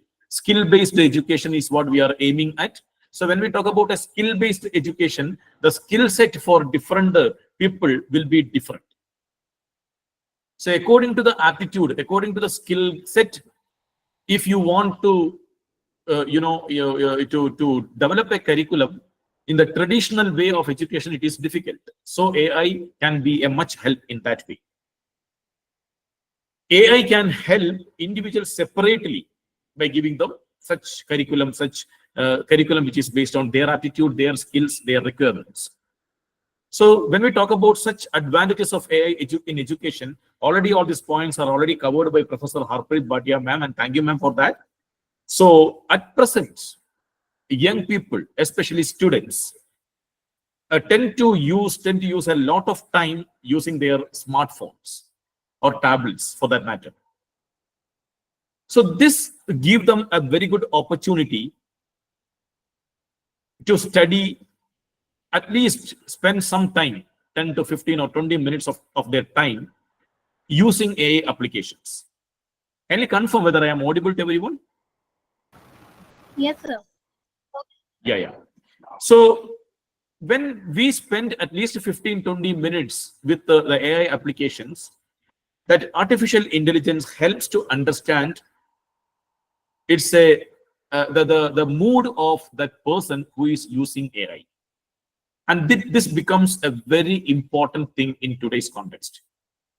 AI has become so sophisticated that by reading the facial expressions and gesture of the student or the people, AI-powered machines can understand whether the student is struggling to understand the lecture, whether the student is struggling to understand the lesson, whether the student is struggling to understand the topic, or whether they are able to understand it or not.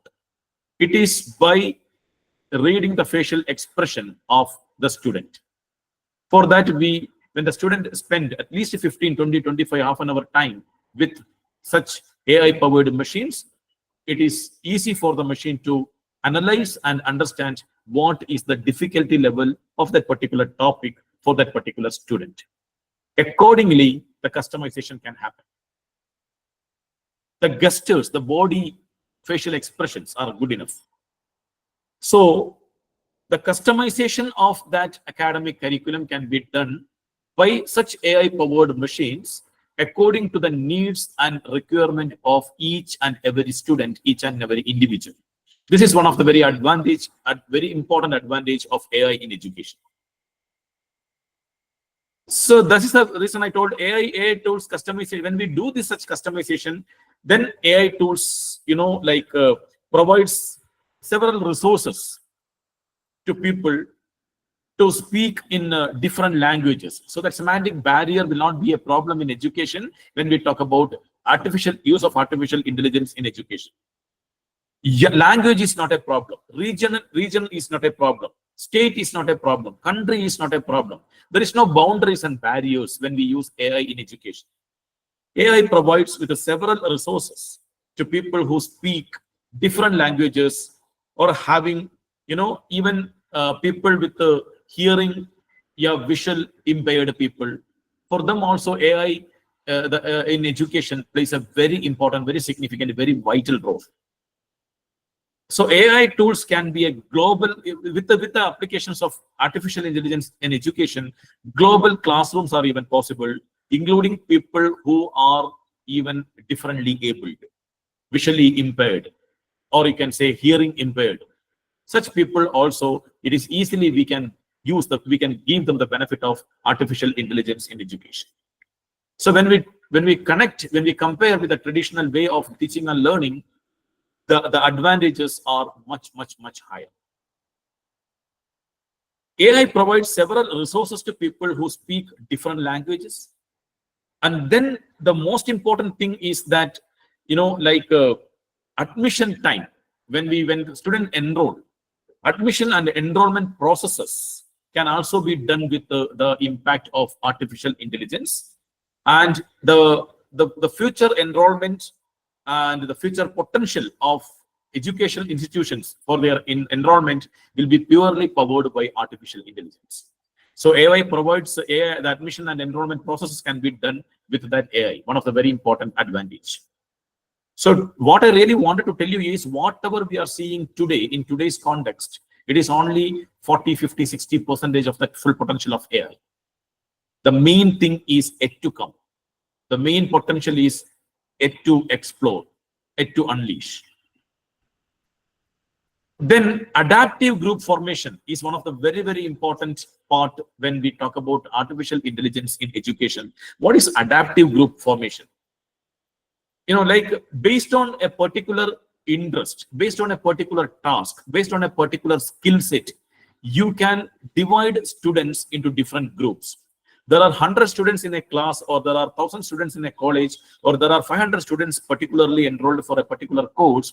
All these 500 students will be having different skills, different aptitude, and different interest in the task, different goals.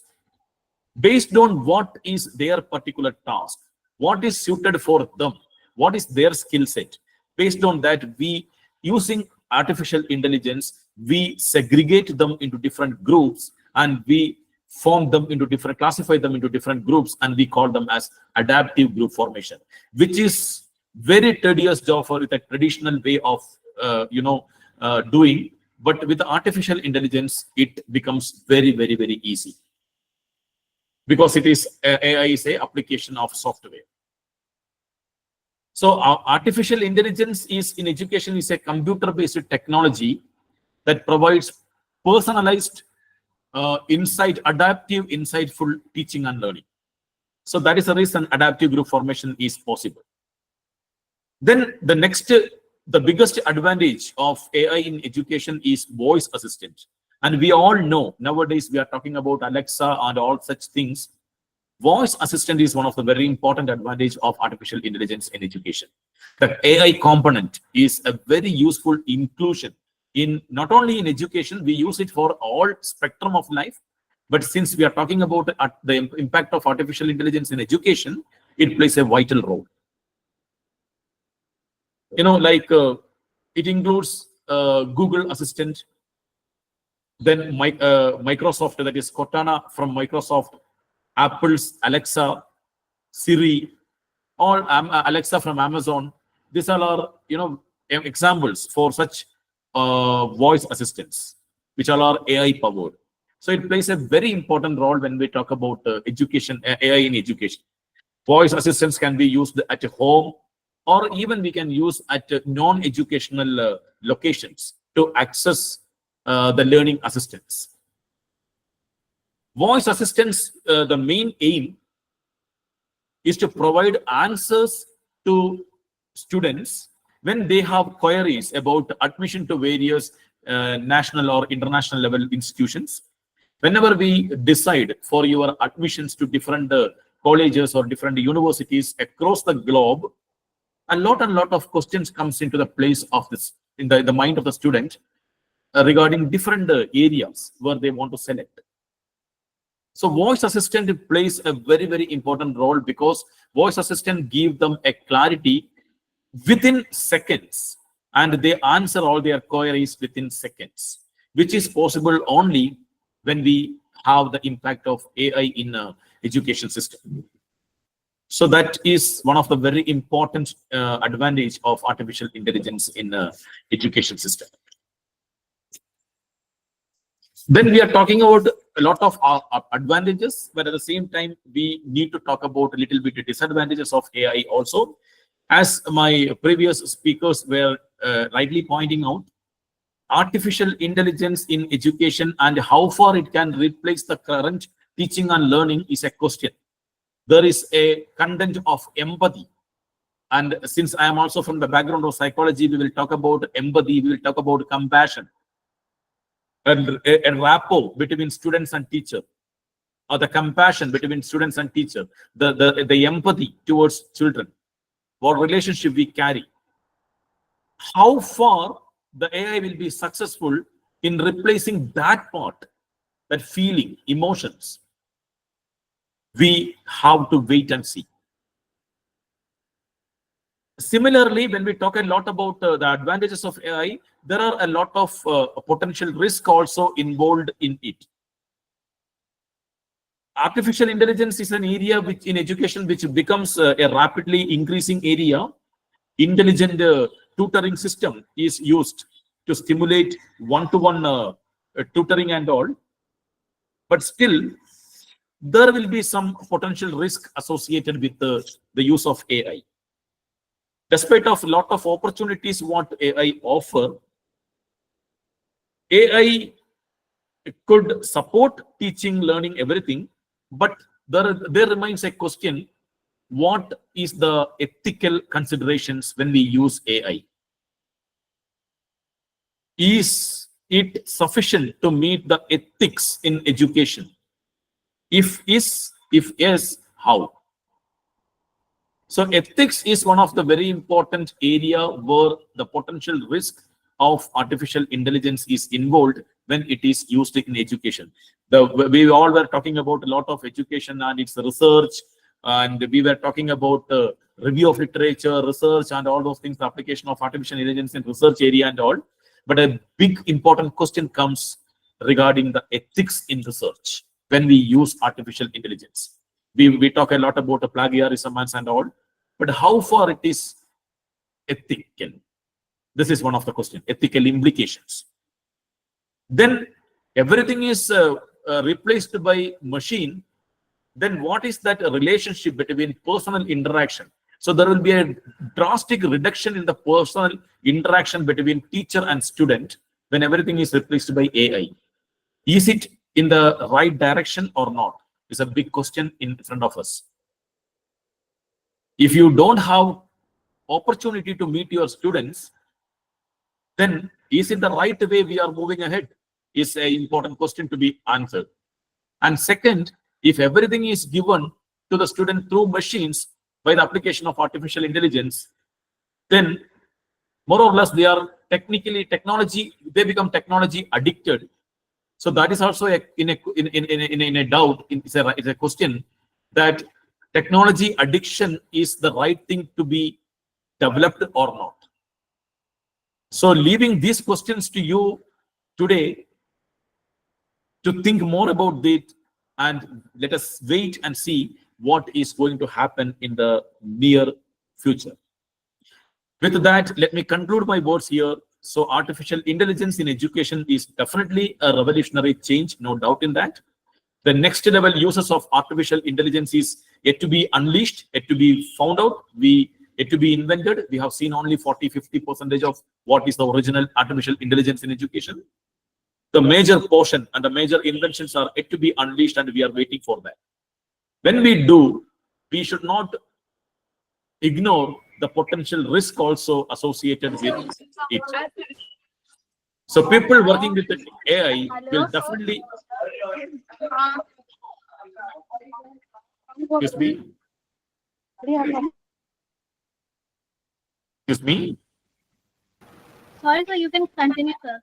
Yeah. So I'm concluding. So people working with the artificial intelligence and the engineers, scientists, and computer software engineers and all working with the field of artificial intelligence will definitely explore it more in depth in the coming days, coming years. Let us wait for that, and we will definitely see many revolutionary changes in all spectrum of life, for that matter, not only in education, and all spectrum of life. The revolutionary changes are yet to come. But still, before I conclude, let me leave a question to all of you for further thinking. What is the potential risk involved in it, and how are we going to face it? With this, let me conclude my words here, and I would like to express my sincere thanks to Dr. Deepika Madam for giving me this opportunity to come and speak here. Thank you so much, ma'am. Thank you.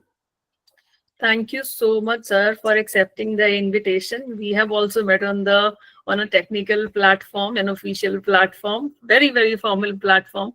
And I approached you looking at your work, the wonderful work that you are doing you have been associated with CRM University and now presently with Ramaiah University. And I wanted you to be eagerly a part of this conference. Thank you so much for accepting the invitation. Thank you so much. So over to you. Thank you. Thank you so much. Thank you. Thank you, Professor Dr. Ravi Shankar, for such an insightful presentation. Thank you so much, sir. Our next speaker is Mr. Saurabh Kaushal, is the founder and director, Smart Circuits Innovation. He is an electronics and communication engineer, education technology entrepreneur, and space explorer.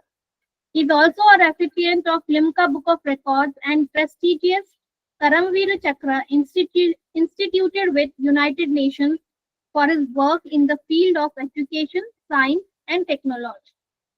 He received Jerome Pearson Award in 2010 from International Space Elevator Consortium USA, Dr. Kalpana Chawla Young Scientist Award in 2012 at the age of 22. He is also the recipient of Young Innovator Award 2013, Young Revolutionary Award 2013, and many more. He is the winner of Toy Captain 2022 by Government of India. Unfortunately, Mr. Saurabh Kaushal was not able to join us for today's conference. So we'll proceed ahead with vote of thanks.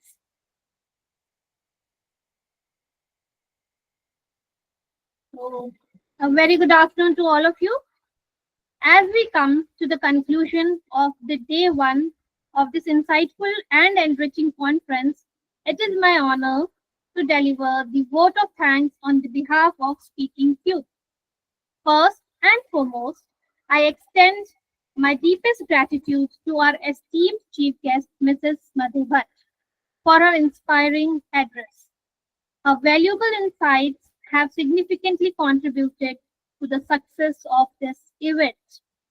Next, I would like to express my gratitude to our patron, Professor Dr. Dharam Bhuti, for providing constant support and sharing his knowledge with us. My heartfelt gratitude to our guest of honor, Dr. Neil Kobrin, and our keynote speaker, Professor Dr. Rajesh Bahuguna, for their words of wisdom. A heartfelt thanks to all the distinguished speakers, Professor Dr. Priya Ranjan Avinash, Professor Dr. Rajesh Singh, Professor Dr. Abha Singh, Professor Dr. Romana Siddiqui, Professor Dr. Harpreet Bhatia, Professor Dr. Ravi Shankar AV, for sharing their expertise and knowledge with us. Your presentations and discussions have been incredibly informative and engaging, offering us new perspectives and ideas. I would like to thank Dr. Deepika Chamoli Shahi, founder and director, Speakingcube, Dr. Rita Kumar, and Dr. Chetan Sharda, advisors, Speakingcube, for their constant guidance and support throughout this event. Last but not the least, I would like to thank Ms. Neha Bhardwaj, HR Speakingcube, and the entire creative team of Speakingcube for their hard work in making this endeavor a success. I would like to express my heartfelt gratitude to all the participants for their patient listening. Thank you so much. Thank you so much, Anupa. And on behalf of Speakingcube, being the founder and director of Speakingcube, I thank all my gurus who are here. Rita ma'am, my PhD guru, Abha ma'am, my PhD guru, Dr. Neil Kobrin sir, my PhD guru, who have been the guiding light throughout since the time we have met. Rumana ma'am, one of the mentor, Harpreet ma'am, one of the senior, and Dr. Ravi Shankar. Dr. Rajesh Singh has been a partner in the conference. When I'm saying partner, it is hard work. So we have been constantly in touch and constantly discussing how to make this conference innovative and wonderful, because this is a very new topic and we have collaborated 3 different fields: mental health, legality in psychology, and IT in psychology, and combining all these innovation and research in psychology. So I hope you all have enjoyed the session.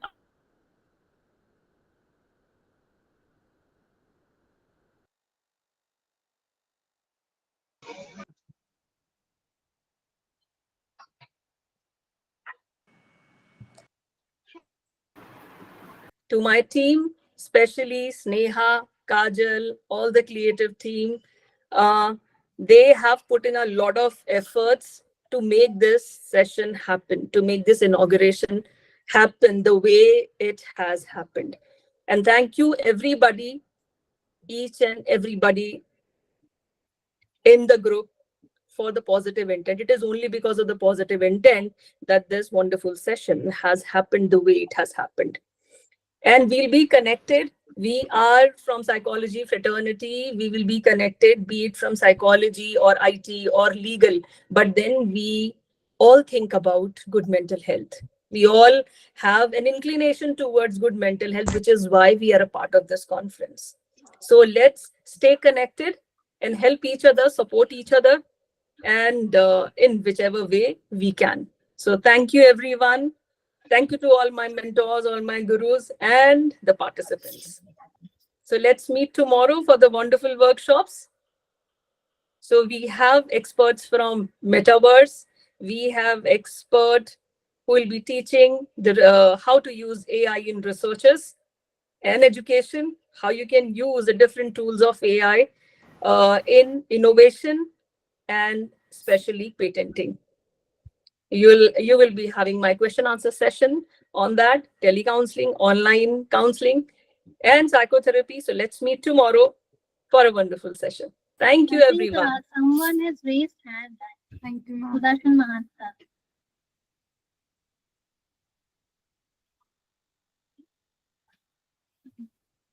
Hello, Mr. Sudarshan. Thank you so much. Thank you, everyone. Thank you. Bye, Thank everyone. you. Bye, ma'am. Bye.